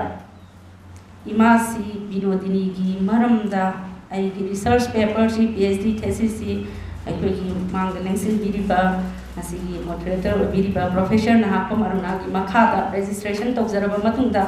ozana ai bukai to biduna imasi gi yumda ubi bani lising ani marida madam da imasi gi ai tentang na lizage imasi gi Bhodhachandra Maharaj gi imung si iraga lairam aduga ibasi loiramdri aduga pongna pangda serial loina kun mathoi adai no ꯌꯥꯎꯁꯟꯅ ꯐꯣꯡꯈ꯭ꯔꯦ ꯑꯩ ꯁꯨꯝ ꯍꯥꯏꯗꯤ collection ꯇꯧꯖꯔꯒ ꯊꯝꯖꯩ ꯈꯕꯔ cutting ꯇꯧꯔꯒ ꯊꯝꯕꯗꯨꯗ ꯂꯦꯝꯍꯧꯔꯤꯕ ꯁꯔꯨꯛꯁꯤꯡꯁꯤ ꯕꯤꯅꯣꯗꯤꯅꯤꯒꯤ ꯆꯨꯔꯥꯆꯥꯟ ꯃꯍꯥꯔꯥꯖꯒꯤ ꯏꯃꯨꯡꯁꯤ 2009ꯗ ꯐꯣꯡꯕꯅꯤ ꯃꯁꯤꯗ 53 ꯑꯗꯨꯒ ꯑꯩꯅ ꯑꯔꯣꯏꯕꯗ ꯆꯦꯞꯇꯔ ꯑꯃꯒ ꯌꯥꯎꯏ 53ꯁꯤ ꯑꯔꯣꯏꯕ ꯄꯥꯔꯠ ꯍꯥꯏꯇꯥꯔꯦ 12ꯒꯤ ꯃꯇꯨꯡꯗꯒꯤ ꯑꯩ ꯏꯁꯥꯅ ꯏꯖꯕꯅꯤ ꯍꯥꯏꯕꯗꯤ ꯏꯃꯥꯁꯤꯅ ꯗꯤꯛꯇꯦꯁꯟ ꯇꯧꯕꯤꯔꯒ ꯑꯗꯨꯗꯒꯤ ꯏꯃꯥꯁꯤꯒ ꯅꯛꯅ ꯂꯣꯏꯅꯖꯕꯒꯤ ꯈꯨꯗꯣꯡꯆꯥꯕꯗꯨ ꯂꯧꯖꯔꯒ ꯑꯩꯅ ꯏꯃꯥꯁꯤꯒꯤ ꯐꯣꯡꯈ꯭ꯔꯤꯕ ꯋꯥꯔꯤ ꯃꯆꯥꯁꯤꯡ ꯈꯕꯔꯗ ꯀꯩꯗ ꯐꯣꯡꯈꯤꯕꯁꯤꯡꯗꯨ ꯑꯩꯅ ꯑꯩꯒꯤ ꯃꯇꯝꯗꯨꯗꯗꯤ ꯈꯪꯉꯝꯗꯦ ꯑꯩꯒꯤ ꯊꯦꯁꯤꯁꯀꯤ ꯔꯤꯁꯔꯆ ꯄꯦꯄꯔ ꯑꯃ ꯑꯣꯏꯅ ꯃꯗꯨꯗ ꯍꯥꯞꯆꯟꯕꯗ ꯌꯥꯒꯗ꯭ꯔꯥ ꯍꯥꯏꯅ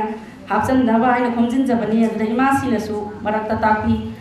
ꯁꯤ ꯅꯪꯒꯤ ꯇꯣꯉꯥꯟꯅ ꯏꯔꯤꯕꯗꯨꯗꯒꯤ ꯍꯥꯏꯗꯤ ꯆꯨꯔꯥꯆꯥꯟ ꯃꯍꯥꯔꯥꯖꯒꯤ ꯏꯃꯨꯡꯁꯤ ꯏꯃꯥꯁꯤ ꯍꯥꯏꯕꯤꯔꯒ ꯑꯩꯅ ꯏꯕꯗꯨꯗ ꯇꯣꯛꯊꯣꯛꯑꯀꯥꯟꯗ ꯁꯤꯗꯤ ꯅꯪꯒꯤ ꯔꯤꯁꯔꯆ ꯄꯦꯄꯔꯗ ꯁꯨꯃꯥꯏꯅ ꯍꯥꯞꯄꯨ ꯀꯥꯏꯅ ꯑꯗꯨꯒꯨꯝꯕ ꯋꯥꯍꯩ ꯈꯔ ꯊꯝꯕꯤꯕ ꯋꯥꯔꯤ ꯃꯆꯥꯁꯤꯡ ꯑꯩꯅ ꯑꯩꯒꯤ ꯔꯤꯁꯔꯆ ꯄꯦꯄꯔꯗꯨꯗ ꯊꯦꯁꯤꯁꯇꯨꯗ ꯍꯥꯞꯆꯩ ꯁꯨꯃꯥꯏꯅ ꯇꯧꯗꯅ 2004ꯗꯒꯤ ꯏꯃꯥꯁꯤꯒꯤ ꯄꯨꯟꯁꯤꯒꯤ ꯑꯔꯣꯏꯕ ꯃꯤꯀꯨꯞ ꯐꯥꯎꯕ ꯑꯩꯒ ꯏꯃꯥꯁꯤꯒ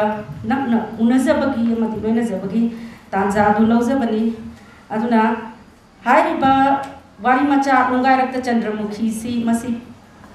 ꯐꯣꯡꯈ꯭ꯔꯕ ꯃꯇꯨꯡꯗ ꯐꯣꯡꯗ꯭ꯔꯤꯉꯩꯒꯤ ꯍꯥꯏꯗꯤ ꯋꯥꯔꯤ ꯃꯆꯥ 7 ꯑꯃ ꯍꯧꯖꯤꯛꯄꯨꯗꯤ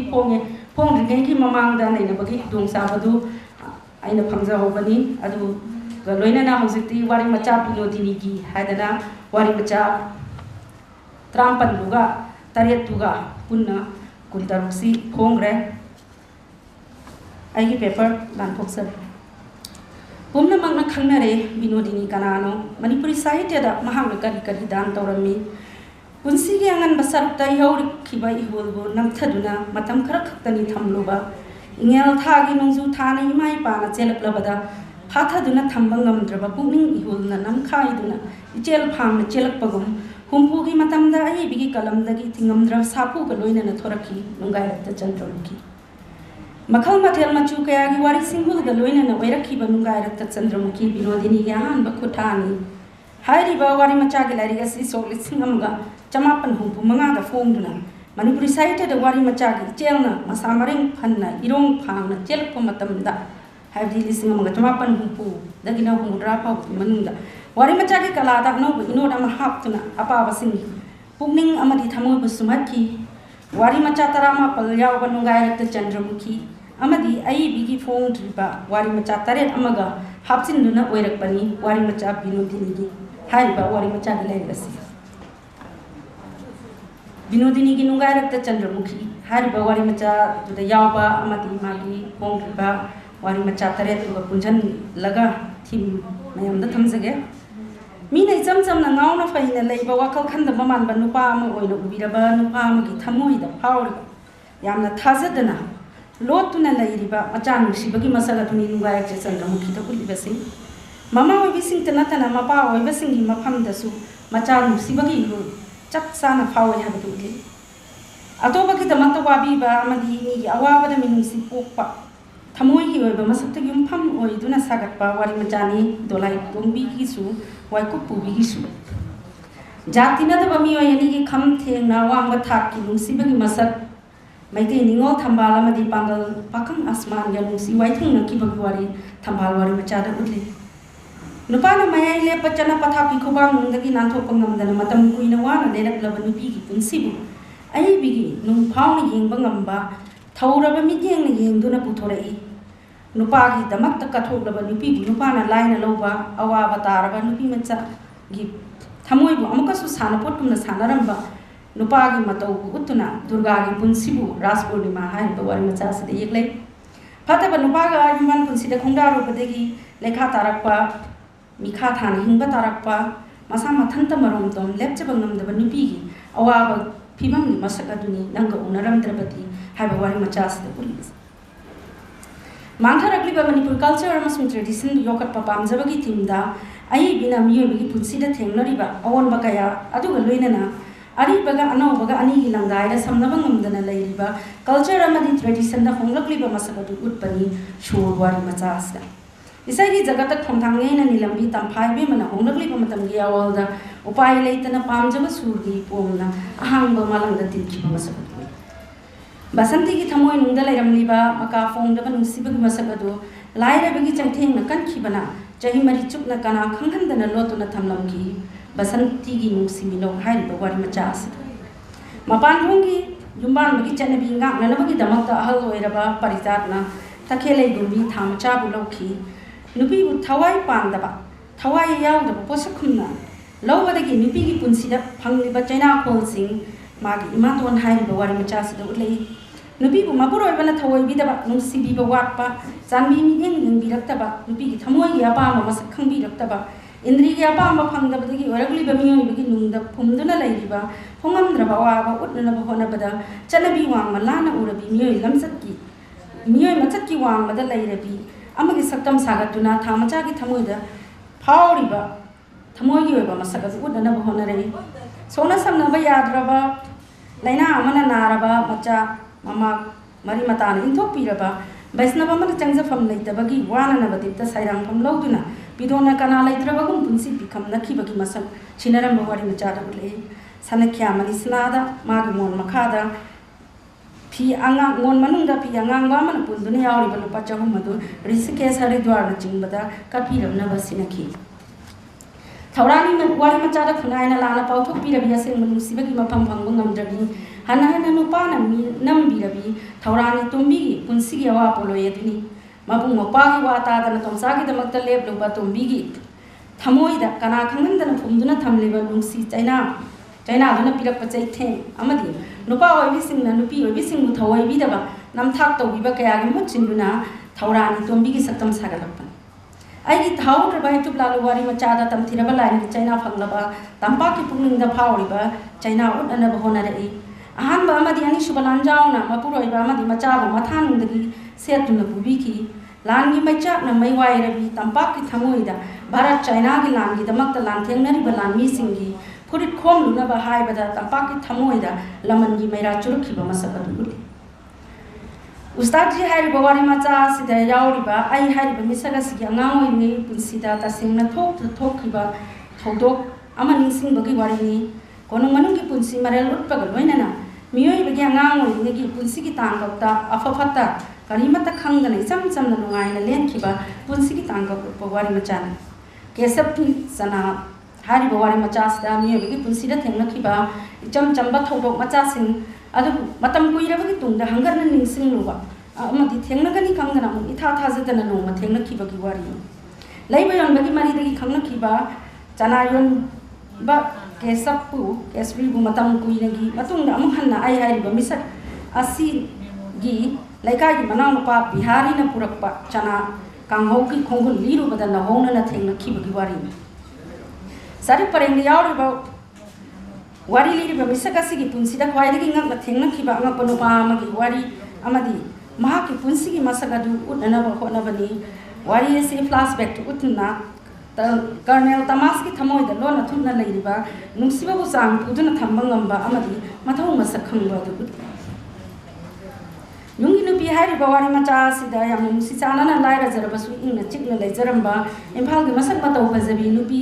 urubadagi ngaukhiba amadi nungi nupi bu thawaira taba masak tu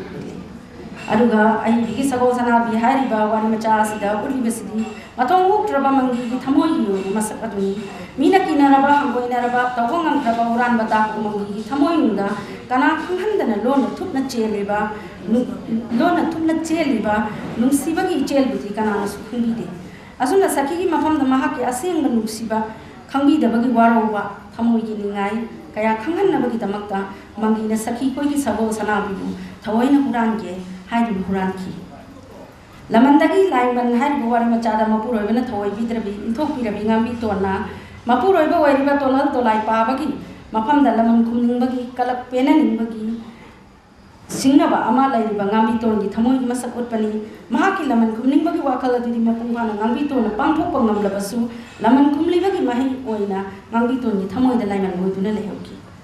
singi manam wari machada bigyan mi lan famdagi mi ko bama faw banan to pungam jatraba jahi kuntaret khakta ngai riba pakhang amagi punsi dagi han ba oinan nungsibagi hul phawrakhi babu yamna symbolic oina ai bina ule ai bina dream reason amakak sagatuna Dr. Sureshwar ki thamoi da kopangam dana chuduna leihoraba jingi manam haibadi nungsibagi hul ado pu hanki haibadu ai bina wari machas da ule पिकलबा पुंसी अमगी पिकलबा tragedy उठबा वारी मचा सु यावरी मियोबना करिसु लेतना खनबिरबा थौदोक मधुसु हंगदोंग मचा अमा ममा काइना बदगी सिखिबगी चम चम वारी असिदा आई बिना थवाई पानबा जीव सिंगु नुसिजबगी मसक अदु तुमिना लेखि वारी मचा दो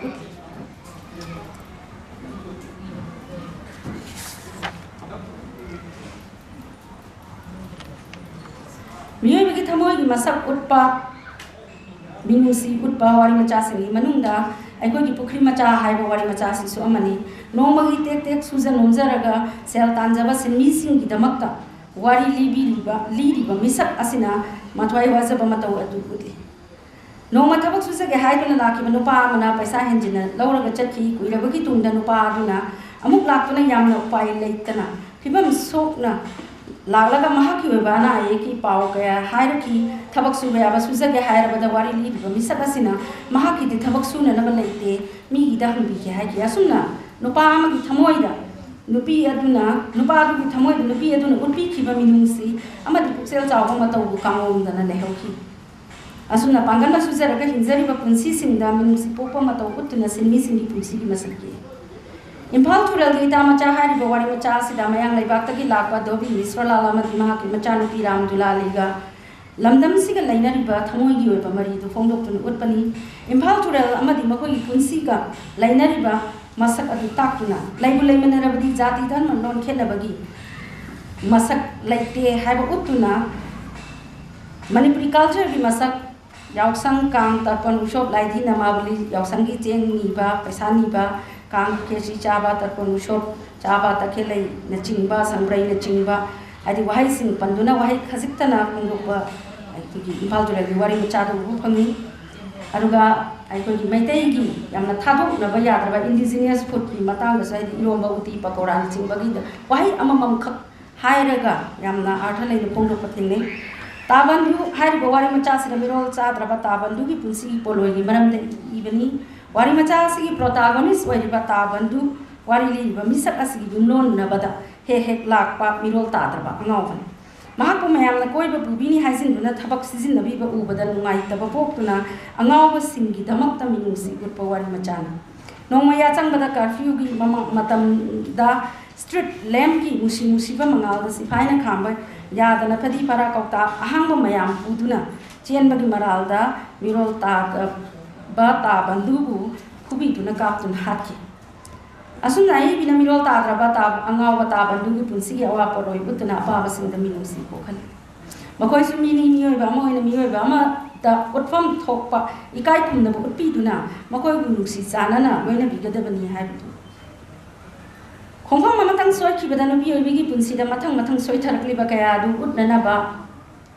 होनबगी मसकनी महाकी सानबु हाइबा वारी मचा सिदा उलिबसि नुपीना नुपीबु नुपाना मतेंग पांगबगी नमादा नुपीगी असोनबा मिकुप्ता खुदुम चंदुना खुदुम साबा लौननबा हेगे खोनै जामिनी पिसक पिकलिङैदगी हौना सानबबु पामजना सानबा होरखि सानबुंदा सा कया सागतुना बेदजितका खंगनरखि अदुबु खांगु थक्ता कोपंगम लरोइदबा दाखम चेलुबा हाइबसिना जामिनीगी पुंसीदा सागतखिबा असा कया तांगोइ ओंदुना मंखिबा मंगलान कया मंगफाउनदना ममी सामखि मिकोबा मतंग सोइखिबना पुंसी सुपा कोनदना निंगमदबा चाइनादी लेहोकि सेलदुंगी मतेंग पांगबिखिबा मपारी ममानबा नेतादा फिबमना याददुना नेतागी अतोंबी ओइखि सेंजाव पाइबा राजनीति तौबा नेताना जामिनीबु नुपी अहलखिबदगी मयुमदा पुसिंद्रबसु भोट की मतमददी नुपी सिंगु लाइन अपंग सीदुना मतम की राजनीति की चनरिबा पोदा जामिनीबुसु पोगी बोरम ओइना सिजिनरबा मसक्तु उति जामिनीना हॉस्पिटल दा नाबा हंग चलुबदा भोट मयागी राजनीति तौबनी हाइबसि खंगलखि नोंग चुथरकपदगी नोंग हांगबा ngaiduna दुकानदा थुपलिङैदा दुकानदार अदुना भोट की मतंग nganglakpa wafam kayana जामिनी बु मिकप थोहनखि भोट की दमंग नेताना महापु राजनीति की अंकगी फॉल ओइना सिजिनरपनी हाइबा खंगलकपदगी जामिनीना नोंग थुपतुना लैङै मतमदुदा लाखिबा मनाउ नुपा इबोतोंबिना लौबा लाकपदगी जामिनी मपामदा लेहौखि इबोतोंबिना मयुमदा हंसे हाइबदा जामिनीना याबगी महत्ता थमोइनिंगी ओइबा वाका थांगलक्तुना फाजिन पुनसिनबा पामलक्तबा मसक अदु उटली बिनोदिनी की नुपी की चरित्र पुनमक्तगी ख्वाइदगी मतिंग लैना नुपी मसाना खुनाई चनबी बिसिंगना रक्पगी मसक अदु वारी मचा सिदा utnanaba honare amadi Jamini gi character asi top top character amani Surodoni torbanda laiba refugees singi wari machada yumpham oiraga sagatpa wari machani Surodoni torbanda hai wari machasi da miyo bana chana bachane bipumba yaudana luhungba yai haiba utuna social system asi busingar pa masaputli Surodoni ki torbanda laiba mi singi punsi maral utuna mapam duda laiba license sinda luhungba ki chana bi lai habisi khangbanami asumna wari machasi da laira ba miram da saidang duna laira ba refugees singi punsi da thengnari ba awaba kudung sada ba sing utuna kunai si da chana riba luhungba ki masapu karem na duna nubi yobi singi thamoi masaputli Mayofi ki macha ten kapa ki sanaroi sana jawbana Asian Games ki damak Delhi da lai da wari liba misak kunjo kauba DC office da clerk oina thabak toramba amada irak chithi amana wari macha ase hawi aduga flashback technique sizin aduna wari basanta kauba matu macha lai raba maitai oza amana Mayofi ki namthak tawduna pakhang sa duna lobi daga chingda mudolam ki wari ni Chingmi sing ya chamba punsi mara lek pa doina na chingda transport posting chalu ba maitai singna he toina tauba aduga he thokpa thotokni Mayofi ki mama angamla na Mayofi ki wari li ba kunjoda thajaning ki adu manasu pamja ki adu Mayofi ki mabo sanyola na Mayofi ki basanta da thajaki basanta Mayofi ki mapa ki khulbi jingjoi khulda ozawa bani aduga kunjogadi Mayofi ki imung manunga mata oina tinana Laiminarapani Arabadi Basanta Lord Mamaitan Mapur even a Hundopi Mayofi this is I have no chalam daiga or rule the hospital da Taba am happy.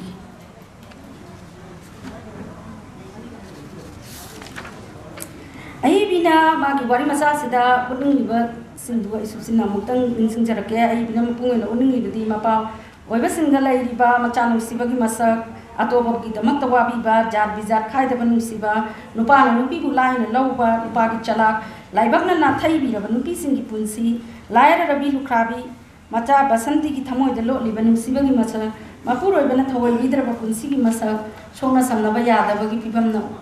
Namdana Ohen Kiba Lining Masa, Samasna Lana, Ubirabasi, and Sibagi Masa, Mapam Pandraba, Nupi Masa, Tamtirabalani, Jaitim, the Lehat Pirabanupi, Visingi, Tamoi. Mioi ki punsida thengna ki ba angang wai legi thoktok macha masa sing gi nupi gi mamal utpa mioi lichak ki thamoi gi masak utpa wari sing amadi mioi babu minusi poktuna liba wari macha sing na ma ki wari macha sing sigi mokul rothini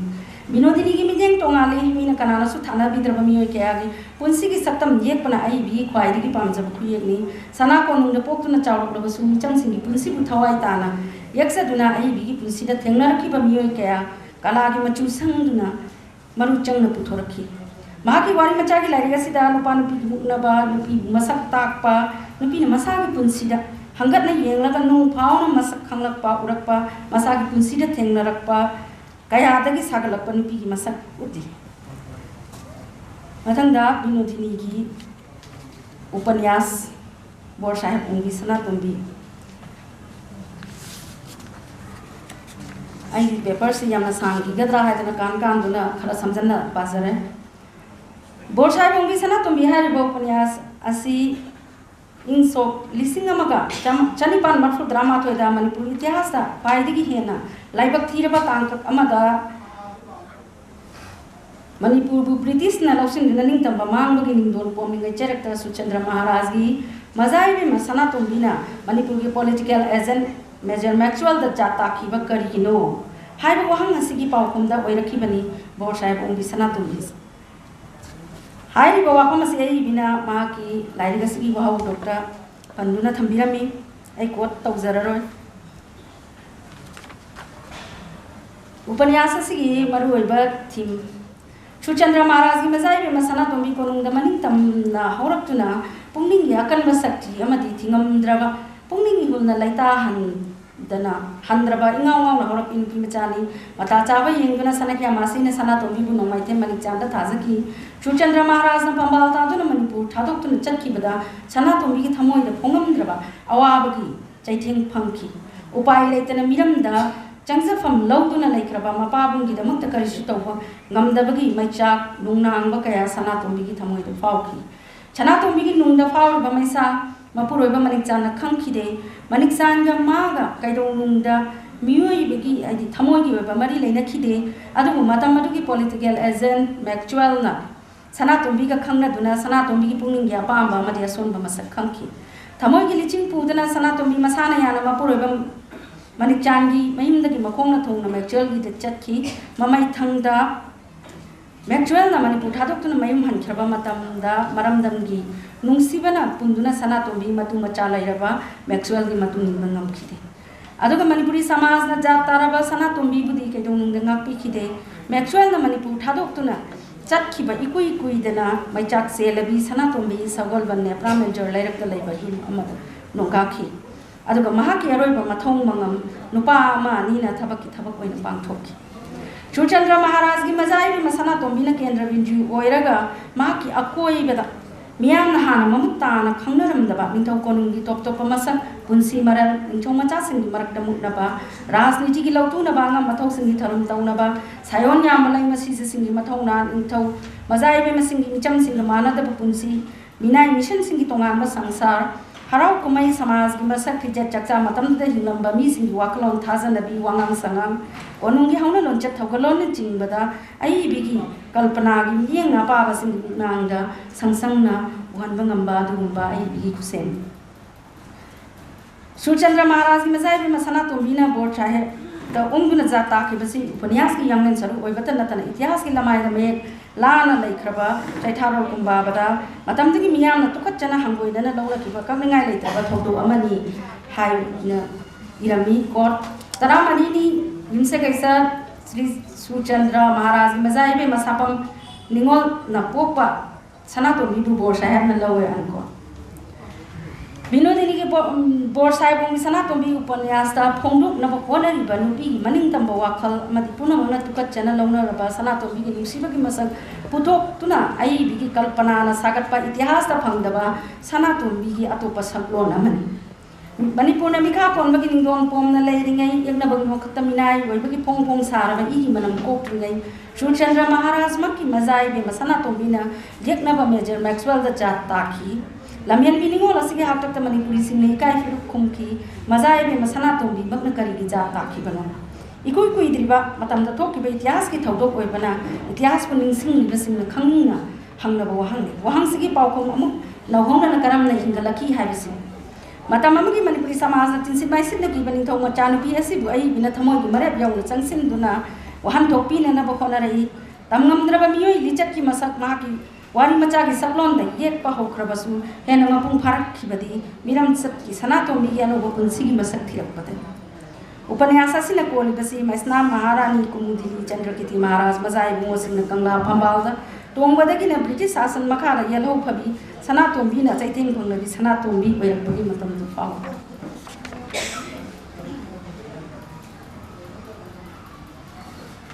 नुपाना चावा समाज ओइरिबा मणिपुरी खुनाइदा निंगोल पोकपा अमसुंग पिबा पोपगी चावना खेनबा मरकता सनातोंबी चावरखी समाज gi miyeng da nupa amasung nupi gi arom mayang kayam yamna khena bage habido mayek sem na khang ki amadi ulaki nupa na sagai nga pagi chanabi lebana macha nupa pok da bi nupi gi punsidi soinai da nupi gumbani ningthou kondana samasya se amuk hena mayek sengbana macha nupa pok da bi sapam janu jasumati gi thamoi da biba pok da bi maisa phauki adugi sumathakta nupa nupi gi khena balite khan basana to mi gi mama or bana jasumati na muk hena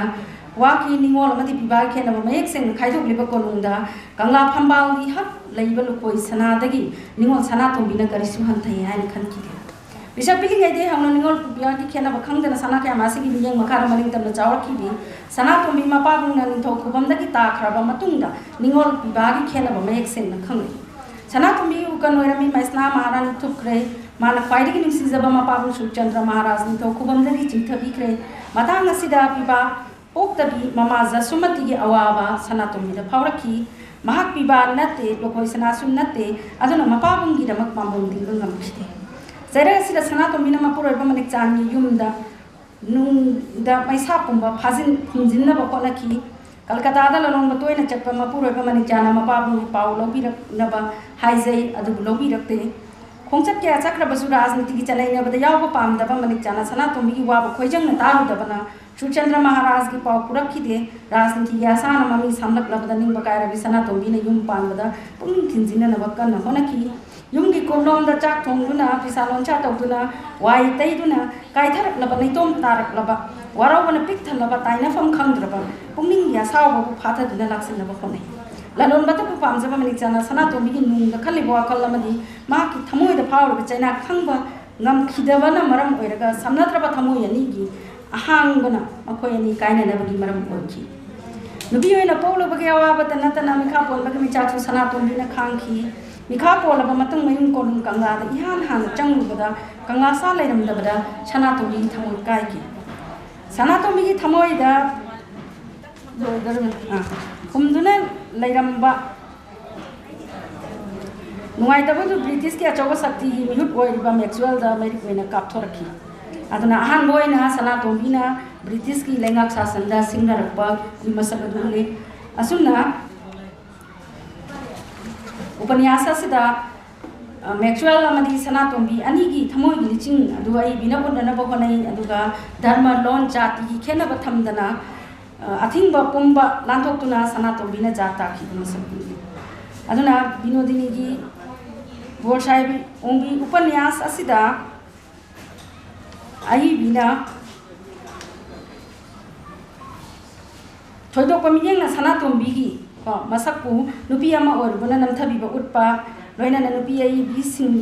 bising dagi miyang dagi tongan ba masak ma itihas ki Sanatombi bu nahona na to pasaklo namada masak talai itihas ki Sanatombi di misai jaba khaktani isang thauna samaj gi mayok ta lep khide adubu Binodini gi Sanatombi di magi maning tamba pamjaba sahu utpani adubu mangau thiraba Sanatombi gi maning tamba wakal du lohong thopi duna namthana ba honaki lohong bagi chana bina nupi bu namthabi bu yamna mayik sen yaninda ba phongdok trabasu Sanatombi gi charitra da achik mayan phongdok tuna udde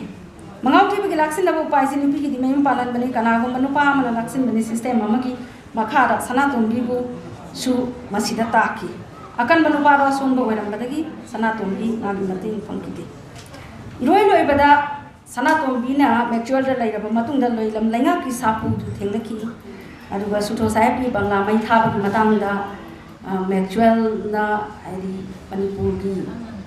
nupa gai hai batare maduda adugi jingdagi holaga freedom Maxwell ki sutho sahib ki bangla mona sabagi adugi maralsi bagi matang da Sanatombi se mikap thore Orthodox Manipuri na loksin libang ngamdra Sanatombi ki charitra bu channel on chatki yumpam oid benupa na chawba samaj ni lanthok laga ai bina hena pak chawba mi ngamada utnana ba honarak pani asumna Manipur na sai mikha pon ba hokhi ba ityas ki tanggap ta lerami Bhodhachandra Maharaj me jai me Sanatombi ki punsi de yumpam oiba aitihasik upanyas si iduna upanyas kala da ai bina mai pak laba khutpham ma hat lai Mazai bimano maitem ongi Sanatombi na yekna lanjing pural oiriba board sahib Maxwell da karamna jata khibage haibasi na hongna yengkhatuna thamoi gi mari da wahang tori chahi gi jat ki dharma gi yekna gi palpana mak Sanatombi na karamna thukai khiba ai bigi kalpana na ba khunpe board sahib ongi Sanatombi hariba upanyasa sidai bina ma ki wari machara pamna sisin nakraba flashback technique sidnai upanyasa si well met Nobel gi paring da puthaba gi mahota protagonist Sanatombi gi pungning amadi wakal gi ningsing bagi chel da tautharakpa thengnaruba thawdok wathok kaya upanyas ki wari sagalai ningtamba Manipur gi chawraba konung gi masak sagalai ai bina masing yam laba saktam kaya thawdok kaya flashback technique ki mateng na matang chana thambana apa basing gi jeng joithok handaba ngami Sanatombi ki saktam sagalakpada flashback technique asina haukraba amadi haujik samna handuna Sanatombi gi nung gi masak puthokpada yamna machana halli Binodini gi lol gi top top maya yamal cheli maha ki lon gi nisada lupsil handuna haukraba matam amagi itihas ta apa basing bugumduna pui mita sansan uhan bangami wahai gi sizina pham yamna chekshin bagal loina na wahai khan ba hai singi sakti cheli sapu kale khajitamak haiba manba tentak tawwa wahai pareng gi marumda phongdok pagi sakti kanhan bangam bagi gun Binodini chisele pumna mapu amakan literary forum asigi ahum subada aroi bona library basi longjam sangita Maharaj Kumari Binodini as a playwright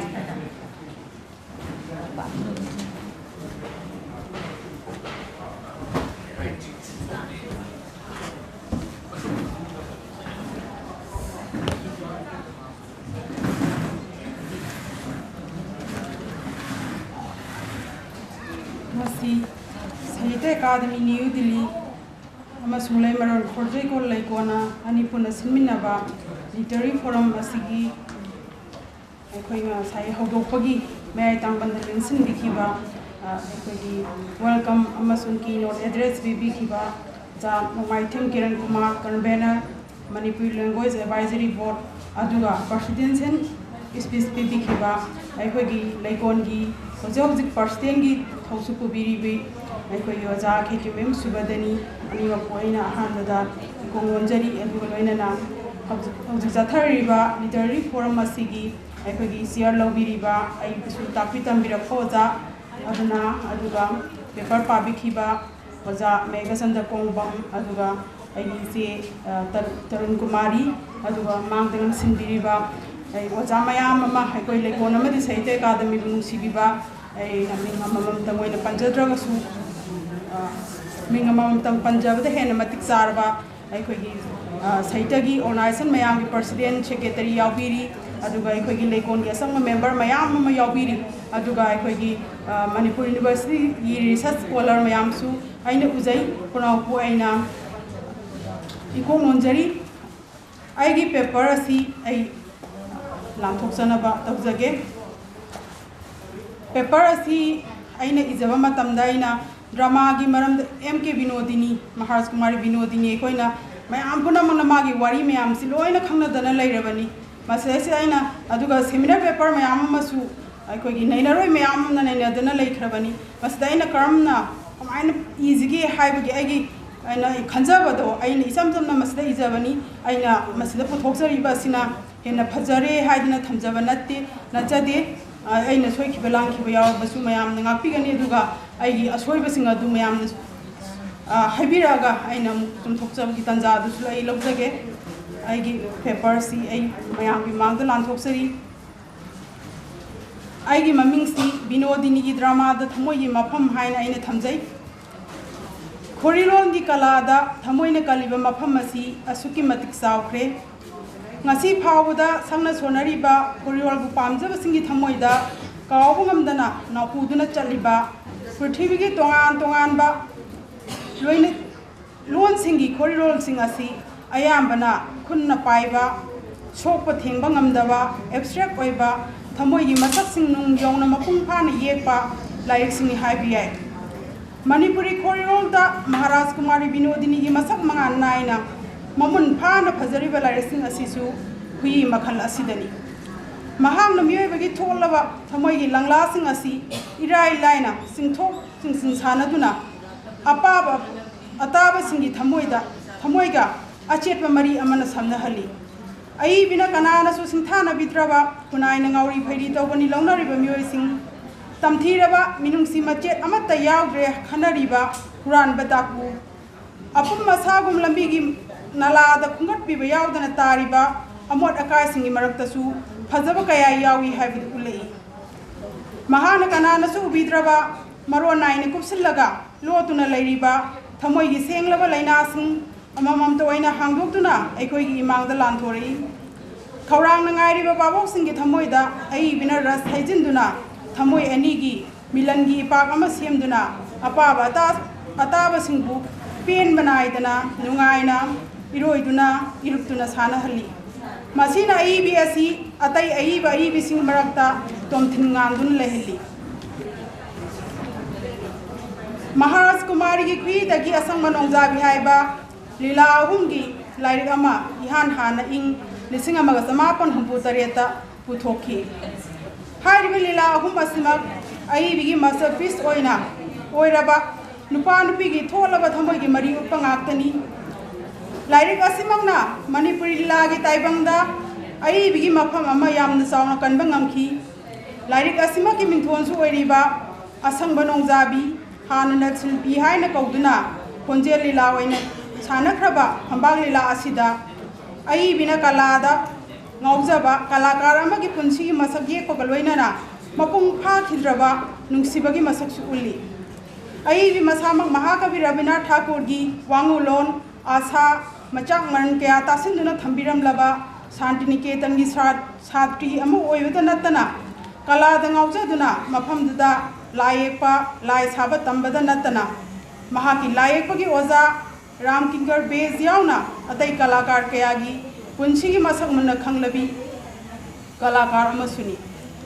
अईबिगी खुईदगी असगुंबा अतांग लीला असि पुथोरकपदा थुइदोंना Chanana Thuy असेंबा कलाकार सिंगी पुंसीदी मखोइना पामजरिबा कला अदुदा लुप्तुना ngauduna leijaba madu nattabada hiram amatada pungning lupluba ngamdaba sangsar mayagi punsi asida kari sukalak luba leitaba kunai na ngauri phairiba oina launariba miyoini makoi asada miyoiba ma oibagi makoi gi masada miyoiba ma oibagi apam nungsi kalak khambamba khara yaurabasu maduga mahaki kala onabadi oithokte makoi gi thamoi di isam samjaba tamthiba masak yaudaba ngorok ngauba sebanggumbani makoi gi lanjadaba mataududa achamba miyamgi minungsidi irai laina phangba ngami adubu makoi di kunai gi punsidagi tongalabani makoi gi kala adu mapung phana sato hange hairabadi thangmaina mapung phana mangal pibada makung sangbagum makoi gi damakta katholaba sengak amadi changi asang manongjabi hairiba lila asida yauriba thamoi gi asoba mungnaba sumasini Gautam Layak Padangauza Kalakar Ama Oinam, Mahaka Ngang Oringai Kongbu Eminar Labi, Mahaki Tamoy the Nuksibagi Matu Sankrabi, Indu Butado Pataki, Mahaki Kalab, Intokuna Indu Buloksun Bangam Kide, Indu Supansi Chupagam Gidamak Katopangam Gani Kalabasu,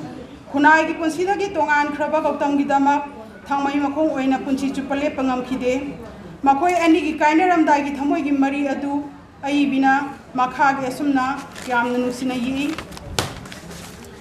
Court Indu I wa amatagera I sumang mang bahigani sanging gera I amutang sanging udana Gautam I kangi nang di egi lairen bini adubu makoina di ebu hando uhaine mapoina ebu handani yengali Indu I sutu sungi nangonda gi lapthongni I gi canvas I gi nang kanano I khangde I canvas kudingda nangi muhun chongli adubu chatpatabani nangu ai phararo anko ila asida babok singi thamoi sokhali basi intellectual ama oina masagi masak khara dang thongna hingba pamjabi indu ama de gautamgi hong khidraba khongpham anigi parallel oiba khongsat asinani aduga lila asida taing ba nungsiba sagum ama phahali basina mahosaga saktam nabi kaina tombi gi asengba thamoinani Court. I give Marathon, I give papers, Yamna Sang, the Adonai quotations in the Adam Hapsage, Warbo Suana Mayamna, Amutang Taminasi. Kaina Tombi Tada, Nungari Nidako, Nungazari Nidako, a hang mopam asida, Natom the Pamduna, Maju Sangduna Sanari Badu, Nang the Togo Sibu, Aidine, Pampa the Pazay. Nang na machu taibado ai di yeng gonthuna nungai khre nang ina khuna haibado wa ngang li boini kuchu phawa pala boini ai di ne punchi chupa nang na lai pamanakta phamduna len ba ngamgani do anko Gautam gi damakta di punchi gi kana ba thoine khandabi Gautam na kala da ngau bugum Gautam gi matau da ngau jabi Gautam gi matau da thamoi seng na ngau jabi angau bi kaina tumbi gumba ama changi Aduna thamoi gi nungsiba apamba haiba adu yaudrobasu ani khongbu eminaduna kaina tombi gi tung induna mahusa gi masai gonda kalakar amagi apienba asangba nongjabi thiba gautam sathi hilasi ai bina kalakar amagi maching mason naiba thamoi gi masak samaj asida lairiba mioi singna libliba mi gi mamanda hingba pamba indu amadi khungang ningon gautam gi matau dai pen da penjaba kaina tombi gi asengba thamoibu ai bina ai imang da irai laina hangokuna thamlai ngai ko hingmina khisi ai bina yumbal bi matai manau gi oiba romantic mood amada sagatpa nupi oibi gi thamoi gi athotpa mafam ama thinduna taglakpa ai bi punsi da phawkhiba chaina amasu haptuna yelakpa lilani yumbal bi nupi singi punsi da angang yaudaba haibasi zawraba chaina amani utpa ga loinana ai bina nupi masa khangandana magi nupana amuk khana miron dana ba operation tohan ba haiba aruba plot ama sagalai masi aing gi mieng da yamna sathiba aran ba amani adubu nungsinana yumban minariba nupi nupa ani mafam da di hena dum thoina thamoi ani laksina hali haibad uli lila asida Mahendra Nandini bu nungsiman madagi magi awaba du yengba ngamdaduna tawkhibani haibasi khangduna Mahendra bu ngakpiki Henrik Ibsen gi tolwana norada utkiba tamthiba masak adugi ona taina bada aibina nupi gi ngakpi haiba thamoi chawba magun adusu lila asida ulai aibi comic sense amadi pungning wakhan gi mari chana na hapo haibagi masak adusu lila asida thengnai God memi nangi hodong macha manga pogle aina maming loina thole amana arang biduni ko hairise amana moithak amana pumbum amana leifon khwaidagi pikpa aduna tondong nandin is issue yam le da idea siza rang bidi kamdauri memi kaisu tawde mamadi mapanga thokidre macha da konduna lei nandini saita ngai ko natai da pau pikhige telephone tawba hello aine nandini ne nate pau nungai ba ma tagero aigi sijarang bi do macha manga pogle sijarang bi ang kari tawdani yamna chauna soni sida yai thamlage noktuna is ngausinanu natai na sosti soloidra hangla anko lila si artist amagi mieng dagi sagatpa yamna thor no lon namadi thamoi khangna yumban minariba matai manau ani gi thamoi gi nusiba mari uthokpa ngambalilani ko Mahendra nanga sidi onthok panida hekta sawba wa yamna nganga nu sangna pothau haibasibu nangna ngangba taning di hain ata hangadra nandin hallo adu aidi wa ngangrabadi tumina leiba haitiye ai bu tumina layu hainu yengoi nahan kabi nupi amana iba pabada thingnaki kari haina iki khanglabra asum haina i ngamgani kapanangi dama natraga isaina sunglangi adubu karamna leibeni tumin punchi lisang sukna anko kaurabra rasana bagi ehing do haiba lila sisu ningam hodraba thamoi gi masakama psychological oina utpangamba lilani punchida thoidokwa asa thamduna achaw wasak amana punhraba mioi singi mafamda wasak tuga mari leina daba hiram amatana mahaki thamoida irai laina changluba ngamde masimak mioi bana hanjin chanariba punchi lambi asida satana punchi gi arsam mari ngang na satke khankraba nilmadho ki punchi da thoki nungsibana thamoi thongjinda bikhari gi matawgum lebrarabasu mahana tasinakide aiba ma oina awang bathaki laik tamduna professor oirabasu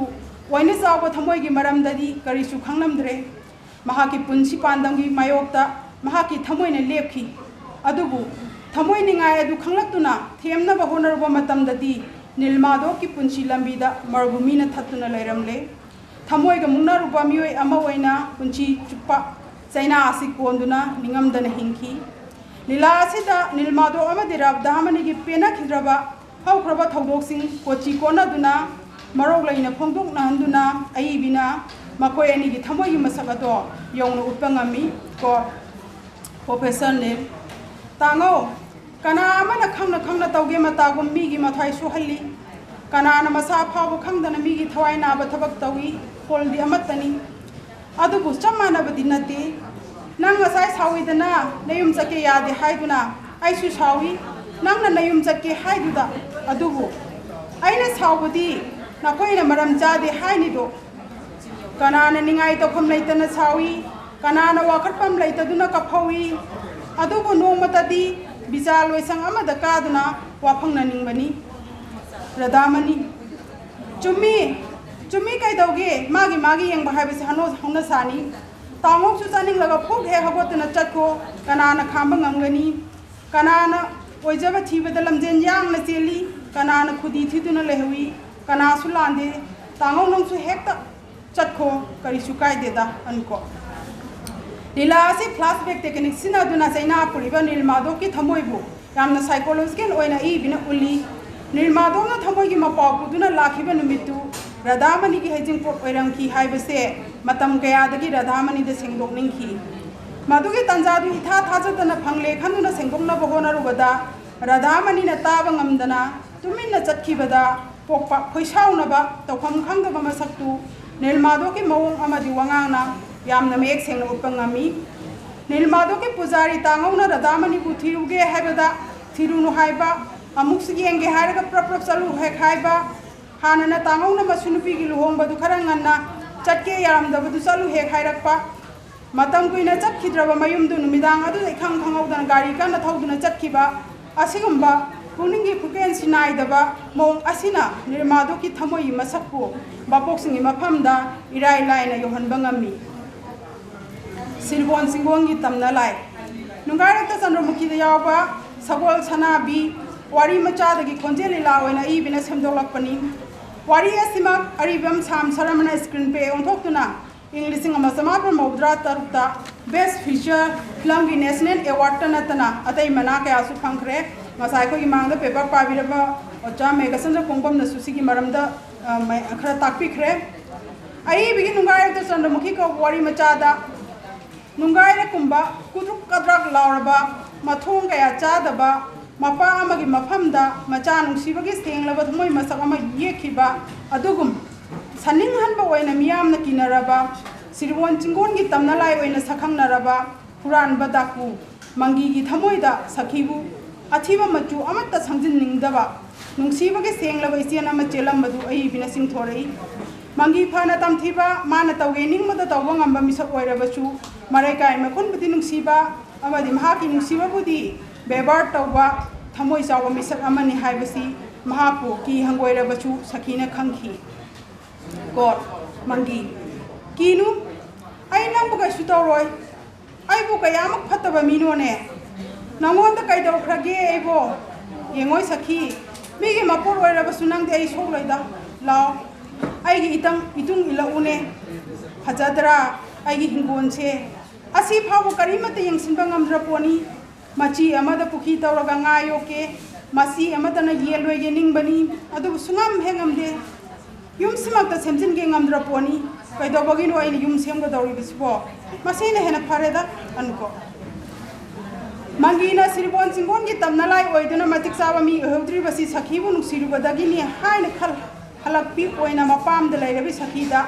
tamna wakat kaya thangal ai mangina sagol hurali haiba khanglabaju kanana su mangidagi sagol loba ngamdrabada sakhina chattuna mangidagi sagol lokhi matang asida su mangina sakhibu nungsijaba magi thamoi masak adu sengna phongdoktun hai ko mangi nangna asum thiba laglabadi yamna toina mangdawi hai wa ama haibige sagon mangloida ama leire sakhi kam haina mangi ai buna koi sagol loina na ba thamlo adu oirabadi sumang manglaro anko ata basini thamoida kawungamdana mangi gi nungsibana machu sang khrabalilani ketab tagi sagai khrabala mai haiba khonjelila asisu Mawaran Samurai gi ningthou Sahajan gi machanupi Jahana Raga Rajpur ningthou Satrasan ga ani gi nungsi wari di umpham oiduna sagatpa lilani Sahajati singdi yum panba yade punchi chupa lesabi oina leigedabani haiba tamthiraba niyom asi leiduna su jowal gi matamna kanduna chatkide makhoi gi maka phong gidraba aron banungsi wari kaya kitab thana leiri ila asidasu mapana pibi ba kitab ki lamai digi Jahana Rana segai khraba masamangna isinduna thamkiba sardasan amadi mahaki nungsi wari bu class bet technique sinaduna ai bina lanthori Maharaj Surachandra ki machanupi oina konongi punsiga sakhang nakhibi ai bi thamoi gi chaina kon kharadi lila asida ninduna leirangani haidaba ngamde lila asida nungsibada pha punna bikhraba Sahajadi singi thamoi gi masak utpada natana Jahana Ragi manau nupi Rosana Rana Basa Akbar gi nampu gi hukum adubu akan bayaning do phongdoktuna macheda hai ko Hindu lukhrabi dawna nirames pijagadabani aduga sarap thakpa thingadabani uredana ine singi dasa aidi ngamloi Jahana Ra aidi sungam ngamloi hi masa na harem thana nupi thamba aduga aikhoibuna marbimi mathakta dalan sabige layu haiba anko ai bigi kanana kaithen kabi gani thengmalabra radhamanbi nangna kappa pakcha di haiba khonjeli la hum asi imung manung amadi samaj gi samaisa nainaba lila singni thengmalabra radhamanbi haiba lila asi kyojel amadi edok da thabak changlakhiba लीगुरा ताद्रिबा कर्मचारी सिंगी अवाब उतुना कोइने चलुरबसु अरोइबददी पुनमक नाथैरमलगा अईबिगी हैनजबी थमोई मसक अमा shut लाउना लांथोक्तुना थमलकपा अपाबसुंदा suspense पीबा Lilani mayor governor राधामान बिदरिक चिठी दहाई court सलम दाइदा कनागसु उनरमद्रे मदु मदि नखोइना ngapiu wahang amana masi madi khitang personal ओय haiku मकोंग ताबी राधा वाइना कया कुइना लेखिनी हंदक्ति आइगी कोंथोंग द क्याम ले पांबी अमा थागे खली क्याम ले मकोंग ताबी राधा हाइनबा थेंगमलब्रा अनको नांगना कप पक्सा दे हाइबा लीला आसिसु निंसिथोय अमा दि बोमजा नुसिनादुना इम्बा मिनरगा मचानुपी अमा लैरबा मतुंगदा निंसिथोय बु मिराइदुना इबोमजा अतोपा नुपी अमा लौदुना लैखी चक्था खरदं फंगनब केस तौबदा कोर्ट मनुंग ममा मचाबु मसक खंगदे हाइरकपदगी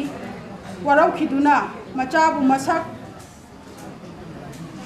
मसक खंगदे हाइबा ngamba मवोंदगी पैसा लौरगा मचा सेमगदबगी महुत वारबसु वाना मसाना होनदुना मचाबु योगे खनखिबी मथना फबी मैतै नुपीगी थमोई मसक अमा लास दयेलई चिठी अमा सुंदोंग फादोक लाकपदा खोंजे लीला अनि असि मथांग सिना हावबम सैतबतिगी आइगी नुपागी मचादा यावबा इमुंग अमगी वारी अमदी लमाबम बिरमनी की सगला पाइखबदा यावबा अचिठी हाइबा वारी मचादगी इबिना सेमदोकलापनी लीला अनिमा खेनबा वारी ओइरबसु अइबिना पामजबा लिथोक तमथोकपदा लुना थोकलबा निंगमदबगा लोइनाबा तनिक थमोई मसक अमदी वारो चावगलबा थमोई निंगाई उटपा फजबा लीला ngaktani नोंग फादोक लाकपदा हारिबा लीला असिदी भारती खोंजे लीला चांगदमनबदा मना कयासु फंख्रे सराम नरबा नुंग रविनाथ ठाकुर की ममिंग लैरबा वारीमचा खुजिता पासन को आई बिना खोंजे लीला ओइने सेमदोकपनी सैस्रा हारिबा लीला असिसु आई बिना सनर एमबी सैस्रा फुंगा वारीदगी सागतुना सैस्रासु थमोई पाले हाइबदु उतुना सेरेंगी खुइदा लांथोरकपा लीलानी बिनोदिनी की लोन असि थमोइगा मरी लेना दाबी तौबा यामना थोक नौबा सरेंगी खुथा अमा इथा थादोक्तना लोइनबा थेंगनै मयामना अयुक नुंथिंदा ngangnariba लोन असिदगी खजितांग खेनना महाकी ओइजबा इडियोलेक अमदा इकोनॉमी ओइना सिनै अइबी मसादा कल्चरल वैल्यू अमा इथा थादोक्तना लोइनबा सुई मैतै ओइबा लमचत व्यवहार मिंगौ थागौ प्रमाण पांथै पारो सिनबा दनतना सिनबा इतततना थेंगनै महाकी खुईदा जीव सिंह नुसीबा अमदी नुपीबु तुसन मानसोनदबी ममल लेबी ओइना येकपा थेंगनै अइबी प्लॉट अमदी कैरेक्टर सु यामना चानना सागतपा है नमफुदा सागतपगी ममी अमत ताबा उदे लीला सिंह मिंथोनसु यामना रोमांटिक ओइना अमदी चानना थोली पुंसिदा सेना खाइनबगी चैना नापु खिबी अइबी असि समाज के अतै समस्या सिंह लोकटपदगिदी नुपी नुपा अनी की थमोई की चैना येकपदना हेना माइ पांगना थोई फ्लैशबैक टेक्निक पुयामना पामना सिनाखिबी अइबी असि साइकोलॉजिकल एलिमेंट बुसु खुलोइना हापंगमी दोस अमतंग हाइदबा यादे हाइरगदी इंग्लिशिंग समापन हुबु तरेत फोंगबा असंग नोंजाबी अमदी लिसिंग अनि तरा तरुत पुथोरकपा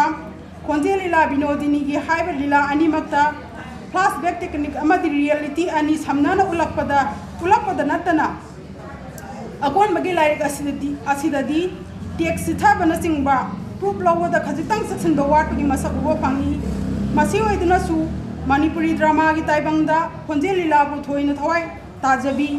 माइ पाक पसुंगमखिबी अइबी असेगी मफम अमा पीब तारबदी नुपी लक्तगिना पजेंग फिरान पाइरिबिनी अदुगा ड्रामा की ताइबंगदना कनाना सुमल सिनबा ngamlaroidaba मसागी मफम अमा फंगलबी अतांग ड्रामाटिस्टनी मसी हाइदरगा पुनः पुंगम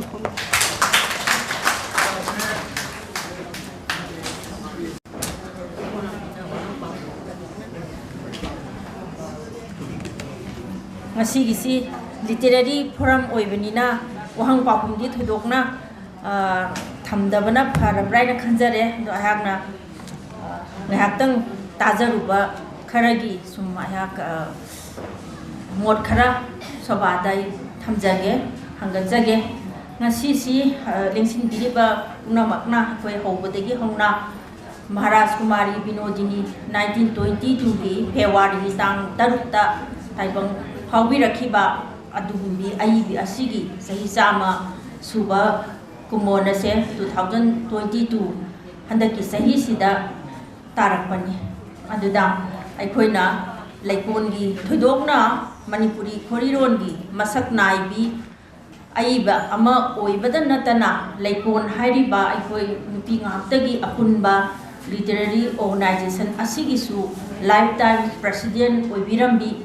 mahaki matambaktani aikoi laikongi member mayam singsina ona thoina laikon haiba organization asina ngasi mayamgi marakta lepsaba ngamiba tinjaba phangiba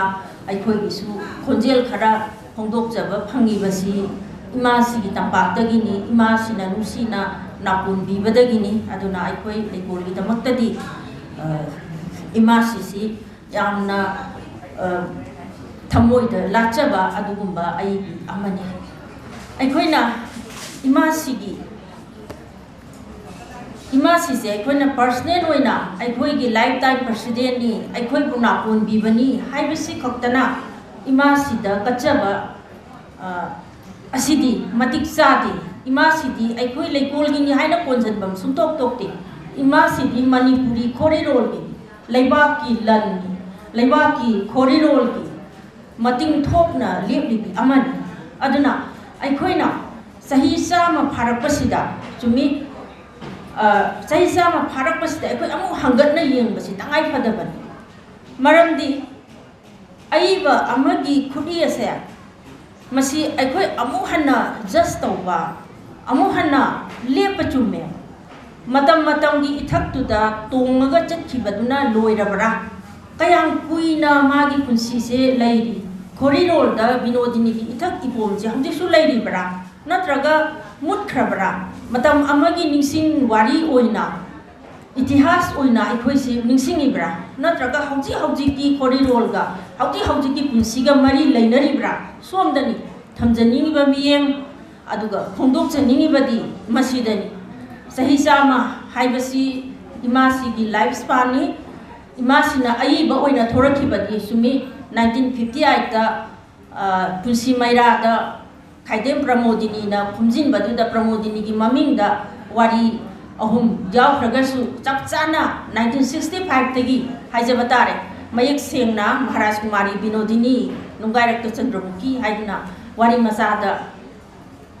changbirakibadi 1965 ni aduna 1965 tagi ngasidi 20th century gi kunchuba chahisa gi mayai dagina ngasidi kunma thoisuba chahisa gi ani suba decade ta changa abane aduna asigumba sangaba matam sida imasina hingingaida maza ibema amani aduga chenglau sak henbini haiduna aikoi maya heta pamungda nungai hibra natraga hojik leitra kandana imasi khudina apaba aikoi gi aduga Manipuri corridor bu nungsi jaba singi naina biriba singi thawai tabiriba singi wakhal miyengda kari piribage pidrabara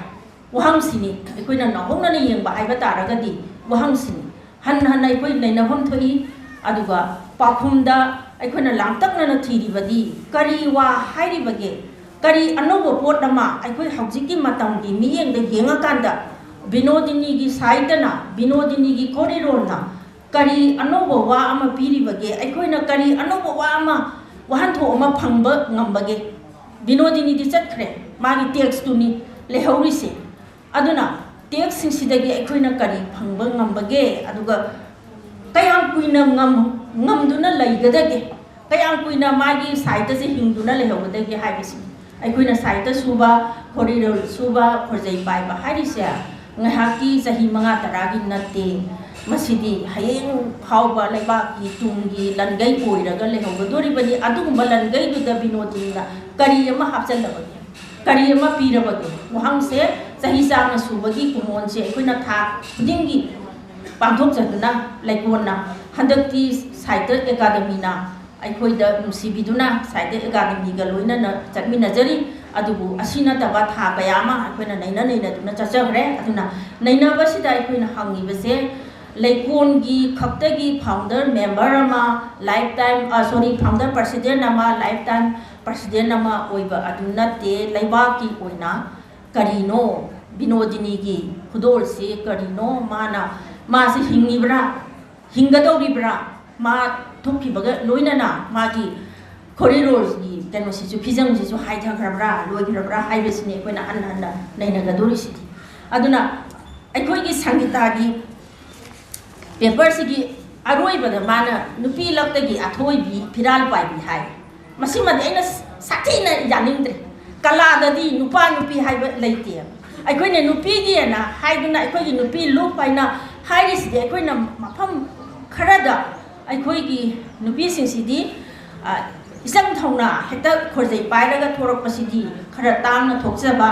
bathroom sinking oina mon makhada adudagi chakhumda tableda khara lona iraga sum thamjaba singdo makhoi singdu singthokpa yana ba haidana haiduna aikoina ai bisingi loop kaina tawjabai wani adu kala haiba taraga di nupa haiba leiti nupi haiba leiti aduna sengna haibiu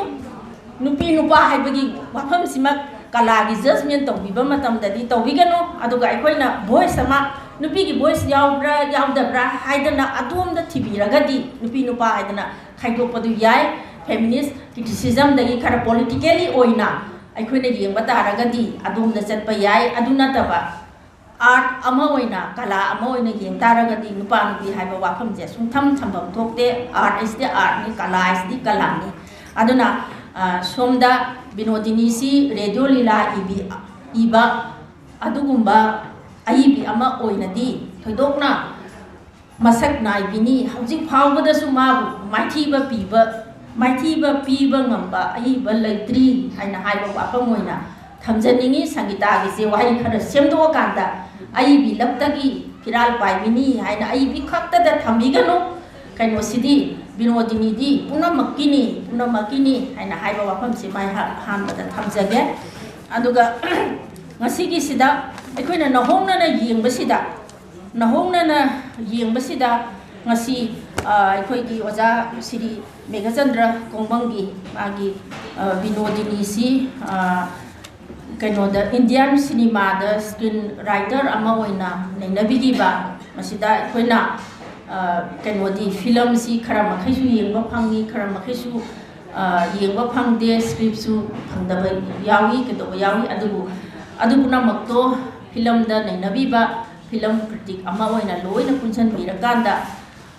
kainoma apunba masak ama thambiduna ada amuk nuaijari bana thambibasida Indian cinema haiduna madu aikoi Manipur khaktagi natabada apakpa kainoma panorama amada apakpa canvas amada aiba ani khaka drama iba playwright ani khaka loina na thabidana imasibu amuk nahongna yengbagi mamal pinaba honabasi aikoi da nuhaiba ma phaujai Manipuri corridor gi damakta chatuk chaningai ni aduga screen writer ko film si yamna melodramatic oina amuk kaphanba amuk nokhanba tawdu natabada karino ma pina na ba honabagi khudi ase masi imasigi khudi sida yawba aduba masak amani haidana puthokpirakpasi yamna nungaijai aduga olang thagi wangmada su haibasi imasigi ihan hanba screen play amani haidana khoigi tapiri nga sigi paper sida thambiri ada masi yamna nuaijagi badi aikoi lengsin biriba aiga longa oibasing yamna nowon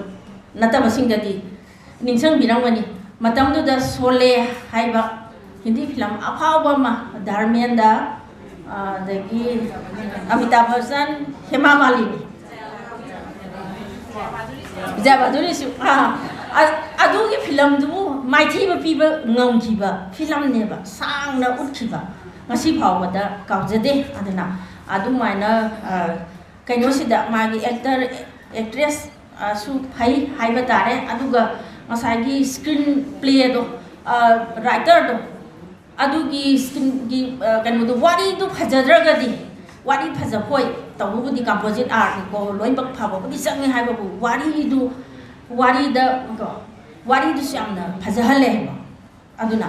asigumba kanu se paper si puthokpidana ꯊꯝꯕꯤꯕꯁꯤ ꯌꯥꯝꯅ ꯊꯥꯒꯠꯆꯕ ꯐꯣꯡꯗꯣꯛꯆꯔꯤ ꯑꯗ MK Binodini Maharaj Kumari Binodini gi apunba magi kanodasu film dasu short story dasu aduga play dasu radio play dasu punamaki apunbada thengnariba aikhoida mamang da critic kayana Maharaj Kumari Binodini gi short story nainagre magi novel nainagre hanna nainagre masida kanosi Binodini gi writing mangonda jawse yamna romantic oiba yamna thotpa mengba aduga thamoi gi masakse hangdoktuna ingna phajana singthokpa ngamba adugumba aibi amani aduga magi loan si jadu sienba loni ka haiduna critic singna hanna haikre aikoina simpha kuduna leiraba wahi haibadu oire ada ngasigi paper reader ahum makna pabasida pulakki manaba miyeng ama pulak phauba miyeng ama aduga handak aikoina nahongna na yengbasida Binodini hairaga athot amengi nusi nungongi thamoigi mari aduga thamoigi maron lairol mayam singja haido ga utpangambi Binodini aduguna hena hanadi khangnaramni ada handaki nahongna na yengbasida aingonda phaujaba nungaijaba amadi ngasigi lengsin biriba paper reader humakna pabibasida yawba amakhakti karino hena haibada Binodini na iba nupi sing sida thamoi gi athot pa saruk tu da natana thamoi sida thauna su matik sana lehanba thauna chilhanba adugumba nupi gi masakse kano da su film da su puthokpire short story da gi su puthokpire film da kano da imagi ningthem ayamana mamagi thamoi si ulle mamagi thamoi ulli nupigi thauna su ulle hoi asagi officer duna posting tabada laurambi lesabi do sabidar gi masanupi maraibathi dabi lesabi duna ma singnaki magi masa do yahange na yaba na masa yaba haiba chanabi dugi mayokta ma lepki ma ai yaninde haina khonjel hauna lawki bada film gi screen du da pak na to dai ningsing je adumaina lawki aduga rasina sariba character gi mami du de kawre rasina sariba sina mana ngasai magi mapuroi baduga ngangna ba dialogue tu da yamandana ingna nupa na di ma angau bini ana lauba adu mana di mina hudoma bani mana di mama obegi thamoi ni na pamdana khunjarak bani ka na haiba dialogue ti isam chamba imeng na di uba adugi manung du da chelhaleba yamna asetba phire thaunagi masakado asigi paper sida phajana su puthopi adagi kanosi imagi ningthem dana tablak na chale aduga mayopi gi macha adagi nangna kappa paksade haiba sidana hairi basing sidana nupi gi firep se yamna mayek sengna kansinna utpasi thenei adagi kano da short story da haiba taragasu magi hairi ba nupi sing sigi firep si kano tawi yamna phajana mayek sengna ulli adagi aikoina Binodini si romantic oibada da natana magi kano kharadadi wari aduga radio play kharadadi koigi kano si society sida lairiba masakse masisu yam phajana mangonda social consciousness si aikoina watpagumna ubagum tawbadu yamna phajana yawba yekpa wari kharasu thengnajai ngasai 1965 da pongba chinghi manam si khoigi kumari na tarun kumari na di kaino magi doctor naha amagi nusibagi ꯀꯩꯅꯣꯃꯈꯛ ꯏꯍꯥꯟ ꯍꯥꯟꯅ ꯄꯣꯛꯄꯒꯤ ꯑꯗꯣꯝꯗ ꯑꯗꯨꯃꯥꯏꯅ ꯃꯥꯅꯗꯤ interpret ꯇꯧꯈꯤ ꯑꯗꯨꯕꯨ ꯁꯤꯡꯍꯤ ꯃꯅꯝꯁꯤ 1965ꯗ ꯅꯨꯡꯒꯥꯏꯔꯛꯇ ꯆꯟꯗ꯭ꯔꯃꯨꯈꯤꯁꯤ ꯄꯣꯛꯄꯅꯤ ꯀꯩꯅꯣ ꯐꯣꯡꯕꯅꯤ ꯑꯗꯨ 1965 ꯁꯤꯗꯅꯤ ꯑꯩꯈꯣꯏꯒꯤ ꯆꯛꯂꯥꯝ ꯈꯣꯡꯆꯠ 27ꯒꯤ ꯑꯥꯒꯁ ꯍꯪꯒꯔ ꯃꯥꯔꯆꯔꯁ ꯗꯦꯅ ꯇꯧꯔꯤꯁꯤ ꯑꯗꯨꯅ ꯁ꯭ꯋꯥꯏꯒꯤ ꯃꯇꯝꯒꯤꯁꯤ ꯒꯤ ꯋꯥꯔꯤꯁꯤꯡꯁꯦ ꯑꯃꯨꯛꯇꯪ ꯅꯤꯡꯁꯤꯡꯕꯤꯌꯨ ꯁꯤꯔꯤ ꯕꯤꯔꯦꯟꯒꯤ ꯂꯩꯆꯤꯜꯂꯛꯀꯤ ꯊꯥꯖ 67ꯗ ꯐꯣꯡꯉꯤ ꯑꯗꯨ ꯑꯣꯏꯔꯒꯁꯨ ꯃꯁꯤꯗ ꯆꯥꯕ ꯐꯪꯗꯕꯒꯤ ꯍꯥꯝꯆꯠꯅꯕ ꯆꯔꯤ ꯏꯇꯠ ꯇꯠꯄ ꯆꯥꯕ ꯐꯪꯗꯕ ꯁꯨꯝ ꯉꯥꯛꯇꯃꯛ ꯌꯦꯛꯀꯅꯤ ꯋꯥꯔꯤꯁꯤꯡꯁꯤ ꯃꯁꯤ ꯑꯃꯨꯛꯇꯪ ꯅꯤꯡꯁꯤꯡꯕꯤꯌꯨ ꯑꯃꯨꯛꯇꯪ ꯄꯨꯛꯅꯤꯡꯗ ꯄꯥꯈꯤꯕꯁꯤꯡꯗꯣ ꯑꯃꯨꯛꯇꯪ ꯃꯤꯀꯨꯞ ꯑꯃꯇꯪ ꯅꯤꯡꯁꯤꯡꯕꯤꯔꯒꯗꯤ ꯊꯦꯡꯅꯕꯤꯒꯅꯤ ꯆꯔꯥ ꯑꯅꯤ ꯁꯨꯅ ꯆꯥꯕ ꯐꯪꯗꯕ ꯍꯥꯝꯆꯠ ꯍꯥꯝꯕꯣꯏꯅꯔꯕ ꯑꯗꯨꯝꯕ ꯉꯥꯛꯇꯃꯛ ꯎꯠꯂꯤ ꯑꯗꯨ ꯆꯍꯤ ꯑꯅꯤꯗꯪ ꯉꯥꯡꯈꯠꯅ 1965ꯗ ꯐꯣꯡꯉꯤꯕ ꯕꯤꯅꯣꯗꯤꯅꯤꯒꯤ ꯆꯤꯡꯍꯤ ꯃꯅꯝꯁꯤ ꯃꯥꯒꯤ ꯃꯐꯣꯡꯗꯣꯒꯤ ꯍꯩꯅꯖꯕ ꯔꯣꯃꯥꯟꯇꯤꯛ ꯑꯣꯏꯕ ꯃꯆꯨ ꯑꯃ ꯁꯪꯉꯒꯁꯨ ꯁꯤꯗ ꯁꯨꯏꯁꯥꯏꯠ ꯇꯧꯔꯤꯕꯤ ꯂꯩꯁꯥꯕꯤ ꯑꯁꯦ ꯀꯔꯝꯕ ꯐꯤꯕꯝꯗꯒꯤ ꯃꯥꯁꯦ ꯁꯨꯏꯁꯥꯏꯠ ꯇꯧꯕ ꯑꯣꯏꯔꯤꯕꯅꯣ ꯍꯥꯏꯕꯗꯨꯗ ꯃꯇꯝꯗꯨꯒꯤ ꯑꯗ꯭ꯋꯥꯏꯒꯤ ꯑꯇꯩ ꯑꯏꯕ ꯌꯥꯝ ꯁꯣꯁꯤꯌꯦꯜ ꯀꯟꯁꯤꯌꯁꯅꯦꯁ ꯋꯥꯡꯕ ꯑꯏꯕꯁꯤꯡꯅ ꯍꯥꯏꯔꯤꯕ ꯋꯥꯔꯣꯜꯗꯣ ꯕꯤꯅꯣꯗꯤꯅꯤꯁꯨ ꯃꯥꯒꯤ ꯑꯣꯏꯕ ꯁ꯭ꯇꯥꯏꯜꯗ ꯃꯥꯒꯤ ꯑꯣꯏꯕ ꯈꯣꯟꯊꯣꯛꯇ ꯃꯥꯒꯤ ꯑꯣꯏꯕ ꯃꯨꯠꯇ ꯐꯣꯡꯗꯣꯛꯑꯦꯕ ꯑꯗꯨꯅꯤ ꯑꯩꯅ ꯌꯥꯝꯅ ꯅꯨꯡꯉꯥꯏꯖꯔꯤꯁꯦ ꯂꯩꯁꯥꯕꯤꯁꯤꯅ ꯍꯨ ꯊꯛꯎꯔꯤꯁꯦ ꯀꯔꯤꯅೋ ꯍꯥꯏꯗ ꯏꯃꯨꯡꯗꯨ ꯆꯔꯥ ꯑꯅꯤ ꯁꯨꯅ ꯆꯥꯕ ꯐꯪꯗꯕ ꯃꯆꯥ ꯃꯁꯨ ꯌꯥꯝꯕ ꯂꯨꯈ꯭ꯔꯥꯕꯤ ꯑꯃꯒꯤ ꯏꯃꯨꯡꯅꯤ ꯑꯗꯨꯗ ꯃꯇꯝꯁꯤꯗ ꯂꯥꯏꯔꯤꯛ ꯇꯝꯕꯗ ꯇꯤꯟ ꯇꯥꯕ ꯍꯧꯕꯁꯦ ꯈꯔ ꯎꯠꯂꯦ ꯍꯥꯏꯗꯤ ꯋꯥꯆꯠ ꯋꯥꯅꯣꯝꯃꯒ ꯄꯥꯁ ꯇꯧꯕꯒꯨꯝꯕ ꯀꯔꯤꯒꯨꯝꯕ ꯇꯧꯕꯁꯦ ꯑꯗꯨꯅ ꯆꯥꯅꯤꯡꯉꯥꯏ ꯐꯥꯎ ꯂꯩꯇ꯭ꯔꯤꯕ ꯏꯃꯨꯡꯗꯨꯅ ꯃꯆꯥꯅꯨꯄꯤꯗꯣ ꯀꯔꯤꯅꯣ ꯃꯦꯇ꯭ꯔꯤꯛꯀꯤ ꯀꯔꯤꯅꯣ ꯇꯦꯁ ꯑꯃ ꯇꯧꯕꯗ ꯄꯥꯁ ꯇꯧꯍꯟꯅꯕ ꯍꯥꯏꯅ ꯄꯩꯁꯥ ꯄꯤꯖꯔꯨꯕ ꯀꯩꯗꯧꯔꯨꯕ ꯃꯗꯨꯒꯤ ꯏꯃꯨꯡꯒꯤ ꯄ꯭ꯔꯣꯕ꯭ꯂꯦꯝꯗꯨꯗꯒꯤ ꯂꯩꯁꯥꯕꯤꯁꯦ ꯁꯨꯏꯁꯥꯏꯠ ꯇꯧꯗꯨꯅ ꯁꯤꯕꯅꯦꯕ ꯑꯗꯨꯅ ꯉꯁꯥꯏꯒꯤ ꯗꯥꯛꯇꯔ ꯄꯥꯈꯪꯗꯨꯒꯤ ꯃꯥꯒꯤ ꯇꯦꯕꯜꯗꯨꯗ ꯑꯣꯄꯔꯦꯁꯟ ꯇꯦꯕꯜꯗꯨꯗ ꯆꯤꯡꯍꯤ ꯃꯅꯝ ꯑꯣꯏꯅ ꯂꯩꯔꯒꯁꯨ ꯑꯗꯨꯗ ꯁꯥꯒꯠꯂꯤꯕ ꯕꯦꯛꯒ꯭ꯔꯥꯎꯟꯗꯨꯗꯤ ꯑꯗꯨꯃꯥꯏꯅ ꯀꯩꯅꯣꯁꯦ ꯃꯇꯝꯗꯨꯒꯤ ꯃꯑꯣꯡꯁꯦ ꯁꯥꯒꯠꯂꯤ ꯑꯗꯨꯒꯨꯝꯗꯨꯅ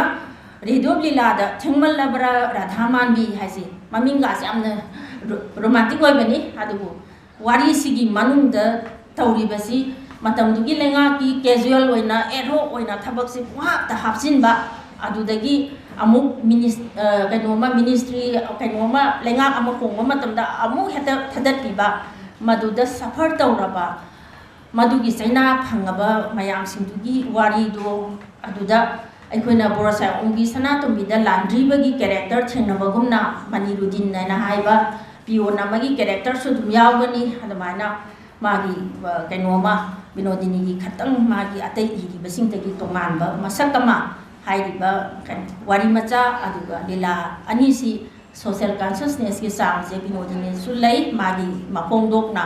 ꯑꯩꯈꯣꯏꯗ ꯇꯣꯉꯥꯟꯅ ꯇꯥꯍꯟꯕꯒꯤ ꯀꯩꯅꯣꯝꯃ ꯄꯤꯔꯒꯁꯨ ꯑꯩꯈꯣꯏꯅ ꯈꯤꯇꯪ ꯍꯥꯏꯗꯣꯛꯄꯤꯔꯒ ꯌꯦꯡꯉꯒꯗꯤ ꯃꯗꯨ ꯑꯩꯈꯣꯏꯅ ꯅꯧꯍꯧꯅ ꯌꯦꯡꯕ ꯃꯇꯝꯗ ꯕꯤꯅꯣꯗꯤꯅꯤꯅ ꯀꯔꯤ ꯍꯥꯏꯔꯤ ꯍꯥꯏꯅ ꯍꯥꯏꯕꯗꯣ ꯅꯧꯍꯧꯅꯅ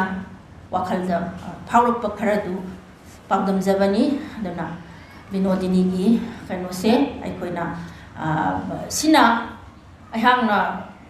ꯃꯣꯠ ꯈꯔ ꯑꯣꯄꯤꯅꯤꯌꯟ ꯈꯔ ꯊꯝꯖꯕꯒꯤ ꯈꯨꯗꯣꯡꯆꯥꯕꯗꯨ ꯂꯧꯖꯔꯒ ꯈꯖꯤꯛꯇꯪ ꯐꯣꯡꯗꯣꯛꯆꯕꯅꯤ ꯃꯁꯤ ꯅꯩꯅꯕ ꯂꯣꯏꯗ꯭ꯔꯤꯕꯅꯤ ꯂꯣꯏꯈꯤꯔꯣꯏ ꯆꯍꯤ ꯆꯥ ꯀꯌꯥ ꯆꯠꯈꯤꯒꯗꯒꯦ ꯃꯥꯒꯤ ꯋꯥꯛꯁꯤꯡꯁꯤꯗ ꯑꯩꯈꯣꯏꯅ ꯀꯔꯤ ꯃꯤꯠꯌꯦꯡ ꯑꯃ ꯄꯨꯔꯛꯀꯗꯒꯦ ꯍꯥꯏꯅ ꯍꯥꯏꯕꯁꯤ ꯑꯩ ꯏꯊꯟꯗꯅ ꯂꯦꯞꯊꯣꯛꯆꯕꯁꯨ ꯏꯇꯤꯛ ꯅꯠꯇꯦ ꯍꯥꯏꯗꯤ ꯃꯁꯤꯗꯤ ꯃꯇꯝꯅ ꯄꯨꯔꯛꯀꯗꯕꯅꯤ ꯑꯗꯨꯕꯨ ꯉꯁꯤꯁꯨ ꯏꯃꯥꯁꯤꯒꯤ ꯕꯤꯅꯣꯗꯤꯅꯤ ꯃꯍꯥꯔꯥꯖ ꯀꯨꯃꯥꯔꯤ ꯕꯤꯅꯣꯗꯤꯅꯤꯒꯤ ꯈꯣꯔꯤꯔꯣꯜꯁꯦ ꯍꯧꯖꯤꯛꯀꯤ ꯄꯨꯟꯁꯤꯒ ꯅꯥꯊꯩꯔꯒ ꯆꯠꯇ꯭ꯔꯤ ꯃꯤꯑꯣꯏꯕ ꯍꯥꯏꯕꯗꯨꯅ ꯂꯩꯔꯤꯕ ꯃꯈꯩ ꯀꯔꯝꯕ ꯃꯤꯑꯣꯏꯕ ꯊꯃꯣꯏ ꯄꯥꯜꯂꯤꯕ ꯄꯨꯛꯅꯤꯡꯗ ꯀꯔꯤꯅꯣꯃ ꯐꯥꯎꯕ ꯉꯝꯃꯤꯕ ꯃꯤꯑꯣꯏꯕ ꯑꯗꯨꯒ ꯁꯃꯥꯖ ꯑꯃ ꯁꯃꯁ꯭ꯌꯥꯅ ꯄꯨꯔꯒ ꯆꯠꯂꯤꯕ ꯁꯃꯁ꯭ꯌꯥ ꯂꯩꯇꯕ ꯁꯃꯥꯖ ꯂꯩꯕ ꯍꯧꯅꯗꯦ ꯑꯗꯨꯅ ꯑꯗꯨꯒꯨꯝꯕ ꯃꯌꯥꯝꯗꯨꯗ ꯋꯥꯍꯟꯊꯣꯛ ꯄꯤꯗꯨꯅ ꯆꯠꯀꯗꯕ ꯑꯗꯨꯒꯨꯝꯕ ꯃꯍꯥꯔꯥꯖ ꯀꯨꯃꯥꯔꯤ ꯕꯤꯅꯣꯗꯤꯅꯤꯒꯤ ꯈꯣꯔꯤꯔꯣꯜꯅꯤ ꯍꯥꯏꯕꯁꯤ ꯃꯇꯝ ꯊꯝꯖꯔꯒ ꯄꯨꯝꯅꯃꯛꯄꯨ ꯈꯨꯔꯨꯝꯖꯩ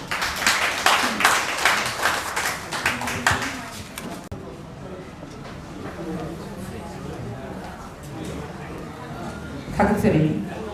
ꯉꯁꯤꯒꯤ ꯆꯤꯌꯥꯔꯗꯣ ꯂꯩꯀꯥꯏ ꯄꯤꯖꯔꯕꯤ ꯑꯣꯖꯥꯅ ꯌꯥꯝꯅ ꯃꯔꯤꯛ ꯆꯨꯝꯕ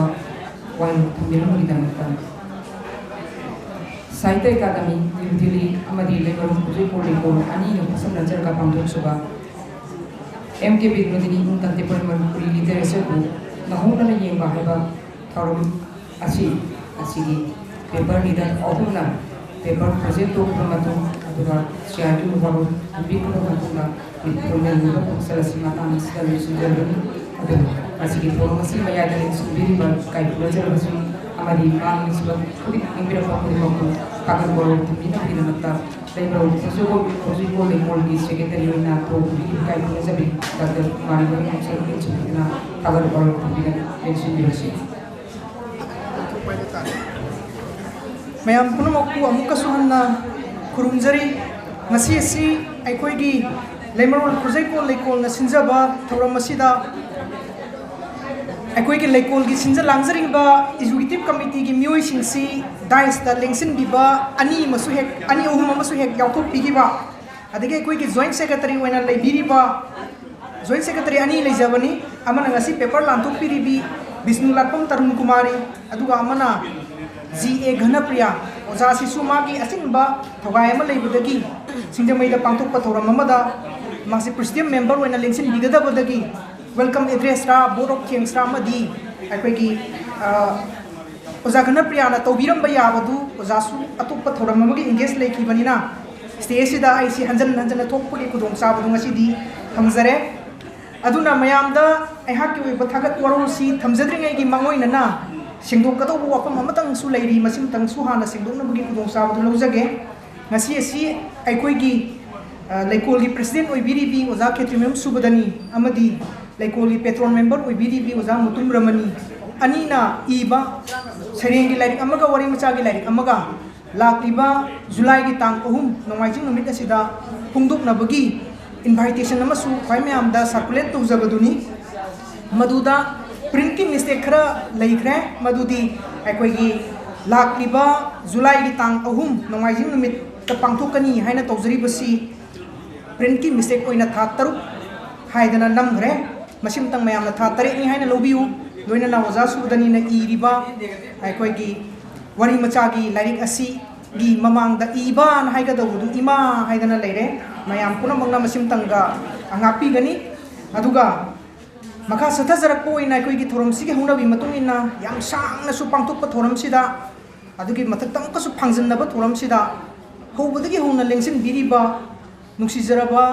aikoi gi member sing aduga ibung ipasing lebaksigi aiba masak naina ibagi lamda khut thabiri busing masi lengdana sangkra bai khoigi paper ahum maksi tabiba loina na wajam moderator na yamna marik sumna watem biramba duda ondokna pungning thabat pibo oina mayamna chekmok laudana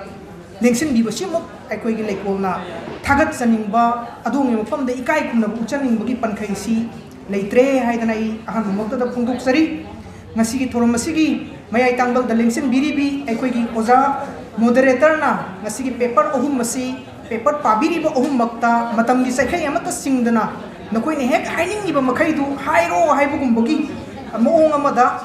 ngasai gi sathaki ba adugum ba paper present hon bagi potsi masu onthong na nuai jaba mani paper si kai gum badai koi na su ai ba moina minute खरगी मनुंग द पाथोक दब यादे लोसिन दब यादे again हाइरकपदा एकोइना सेमजरुरिबा साजरुरिबा सिंदु लेंसिन बिरिबा क्वाइतरागी मफमदा हाइहोक the बुकुमबसी थोको मतम द ओंथोकना नुवाइजदबा मसु फाउजरिबनी अदुबु ngasi si एकोइगी पेपर रीडर सिंगना समजन बयाबा मखै समजन बिरगसु फुंदोक पिबा याबा मखै सु फुंदोक पिरमबनी हाइदना थमोइद लोगजबगा लोइनाना पेपर रीडर अहुमक अमदी ओजा मोडरेटर बु सिंजे लांगजरिबु सिंगी माइकैदगी अहान मक्तदा एकोइ इकाइ खुना उचबगा लोइनाना पुसेल सेंगना थागत सरी aina matang siga loina na mayam si sangsu am sangabani kitanga phenan jawung ingu wapa mamana aikoi ki moza oza moderator si aikoi bu yamna luna nungsina loina bibo ozani kariguma matamda aikoi gi asoiba ason masak leira phawda nangi soiri du aduni haiba matamda aikoi da ikaiba hangoiba kitang punging da nuai ki dabana singba phawba da bu oiba matang oirabadi haibi ki da matang ba waidi ozana koi ko inkhat piribani iroi ba herak patang ngai ribani masidai staina nakutu du main to nakung du main to na hairo diangang si mayai de iroi batna pukri du lanthok pungam dana turel du lanthok pungam dana irak na kibasu yai hai dana han ba ma ki freestyle da yimbiram badagi hojik si thak amal lan khalak pagi pot पोटसिमा आइसु ngasi gi thoram sigi reporter am koina haijaba tai famjaba si da thingnajaba si aham moktada ozagi mafam da togimba khangbu chabaga loina na ozagi mafam da thagat chaning bagi paring ani dang thamjaningi madudi aikoi gi ngasi gi paper reader ahum subo weribi ai gi marup dr longjam sangitana haiba wafam amada ozana react toropasi punsi da ngasi na ahan bani haidana i kwaitara da pawdam jari yamsu ngai ba mani masdex da ozana ubiri ba port si aikoi se nangoi kuchen chen da na sanajaram ba ingau ngojaba machi hoba hoba pada ngai ri badum badum na ubiram badu da gi hojikti kitang thak amal lankhala kanda academician amoina ngasagi kitang intellectual person ama yauna changjalak panatraga su kitang commentable oiba port ka siani hum thambanga mabnina mangon da si haiba yare ga ina khallaga thambira koi thak to da labra haidana pausa wakal du marup sangita ge mot silaga mayam da paudum jabani marup na thambiri bo afam sisu nupi laktagi ai bisingi maraktagi nupi ai bisingi maraktagi firal se ko pai bi du nupi ni ga ina pungtok pasu oiram ba yari odong nungai bo pungpam amani ozana thambiri bo wafam se je reporter mo ina ina report ijabu matam da soi soi dana haijagani ngasai gi manipuri khori roles da mk binodini na kalliba mafam nupi gi thamoi gi layer layer mayam do hangdorak pa khakta na tana ngasi di anoba mai koina nahona ni yeng basi da phange hari bo wafam sida nupi gi thauna gi pot ama puthorok pa gi pot si ozana yam barik sum na thambi ba sai remark to zai ngasai gi makok ta gi hobad gi hongna aikoi gi oza kiran kumar tamo kiran kumar na thambiram ba matam da su odong na phungning da lumjaba imasi binodini na bangla ga sakhang narakpagi bangla literature ga sakhang narakpagi rup raga ga samnarakpagi monorab ibada imasi makki masai bungo ga loina khibagi madugum bagi personal experience mayam ai reporter soidana thamjagani mathang tarakpada ai koi oza subdani na thambiram ba masa mangna founder general secretary ama oina lekolgi duga imasi masa magna founder president ama oina loina khiba matamda thengna khiba pot sing maduga loina na imasi na khajitang karigumba maikai amada wari masa oisnu sering isai mek oisnu drama oisnu na trera novel oisnu amam tang tharambada maru dong na sangba dugumba khutha oiga haibasi ai soidana panana buguna jagani makha tarakpada ai koi gi oza moderator na thambiri bo wafam sing watem bikhi bagi pot mayam thingna bire ai soidana sitha nandha jadana ba hona jagani loina na koi gi paper reader ahum oza kongbam na thambiki ba odong na marik sumabo wafam manipuri drama gi manipuri cinema gi lamsida imasi gi mapam na singbasi putorapam matamda bharat ki amadi power bo maming leira bai koi gi adugumba koi gi film critics sing adugumba film gi maikai da mapung phana khut thari miu singa matang gi oina sangdam naraka daga thamai bo coaching sei matang sana reflect tozana bo hona jagani loina nai koi gi se Vishnu Lakshmi Tarun Kumari imasi masama ki wakta imasi na punsi gi atheng masaru oirak pasida sida isi makka loina na imasi ni i basing amaktra bo matam tu da imasi masama na dictate toraga amadi imasi masama ki queen sing basing si isi masama na ai koi gi i tho akan de da thamkiba nakna loina kiba dum isi mani mangon de gi koina personal experience ke aga loina ba anova imasi ki pung khra wari macha sing nungairak ta Chandramukhi da leikhi badu nataba ato pakhraga so hapsal lakan du da ai koi gi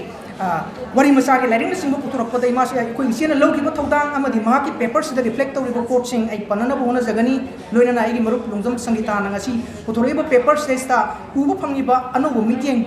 anobo masak sing ai konsin bo na jagani ngasi gi thoram si loiba phau ba lengsin biri ba leikol ni nungsi jarba member sing tongan ba khori roli loop sing ibung upa sing ai ba ai bi sing ngasi gi thoram sibu progress to biri ba ai gi upa nongan loina na ai ko gi whole sibu wai with the pbri ba hindi parisat simbi lang biri ba punamak lengsin biri ba punamak leikol gi maikai dagi puksel seng na thawai yaw na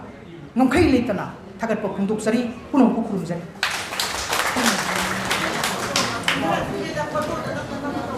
Sahitya Academy amadi labor recording modalina punna sujatra papu jariba Maharaj Kumar Binodini di oiba punna hona yemba oiba pharmacy asli model de oibi ba ojaga ya hostaga loshele ne sarang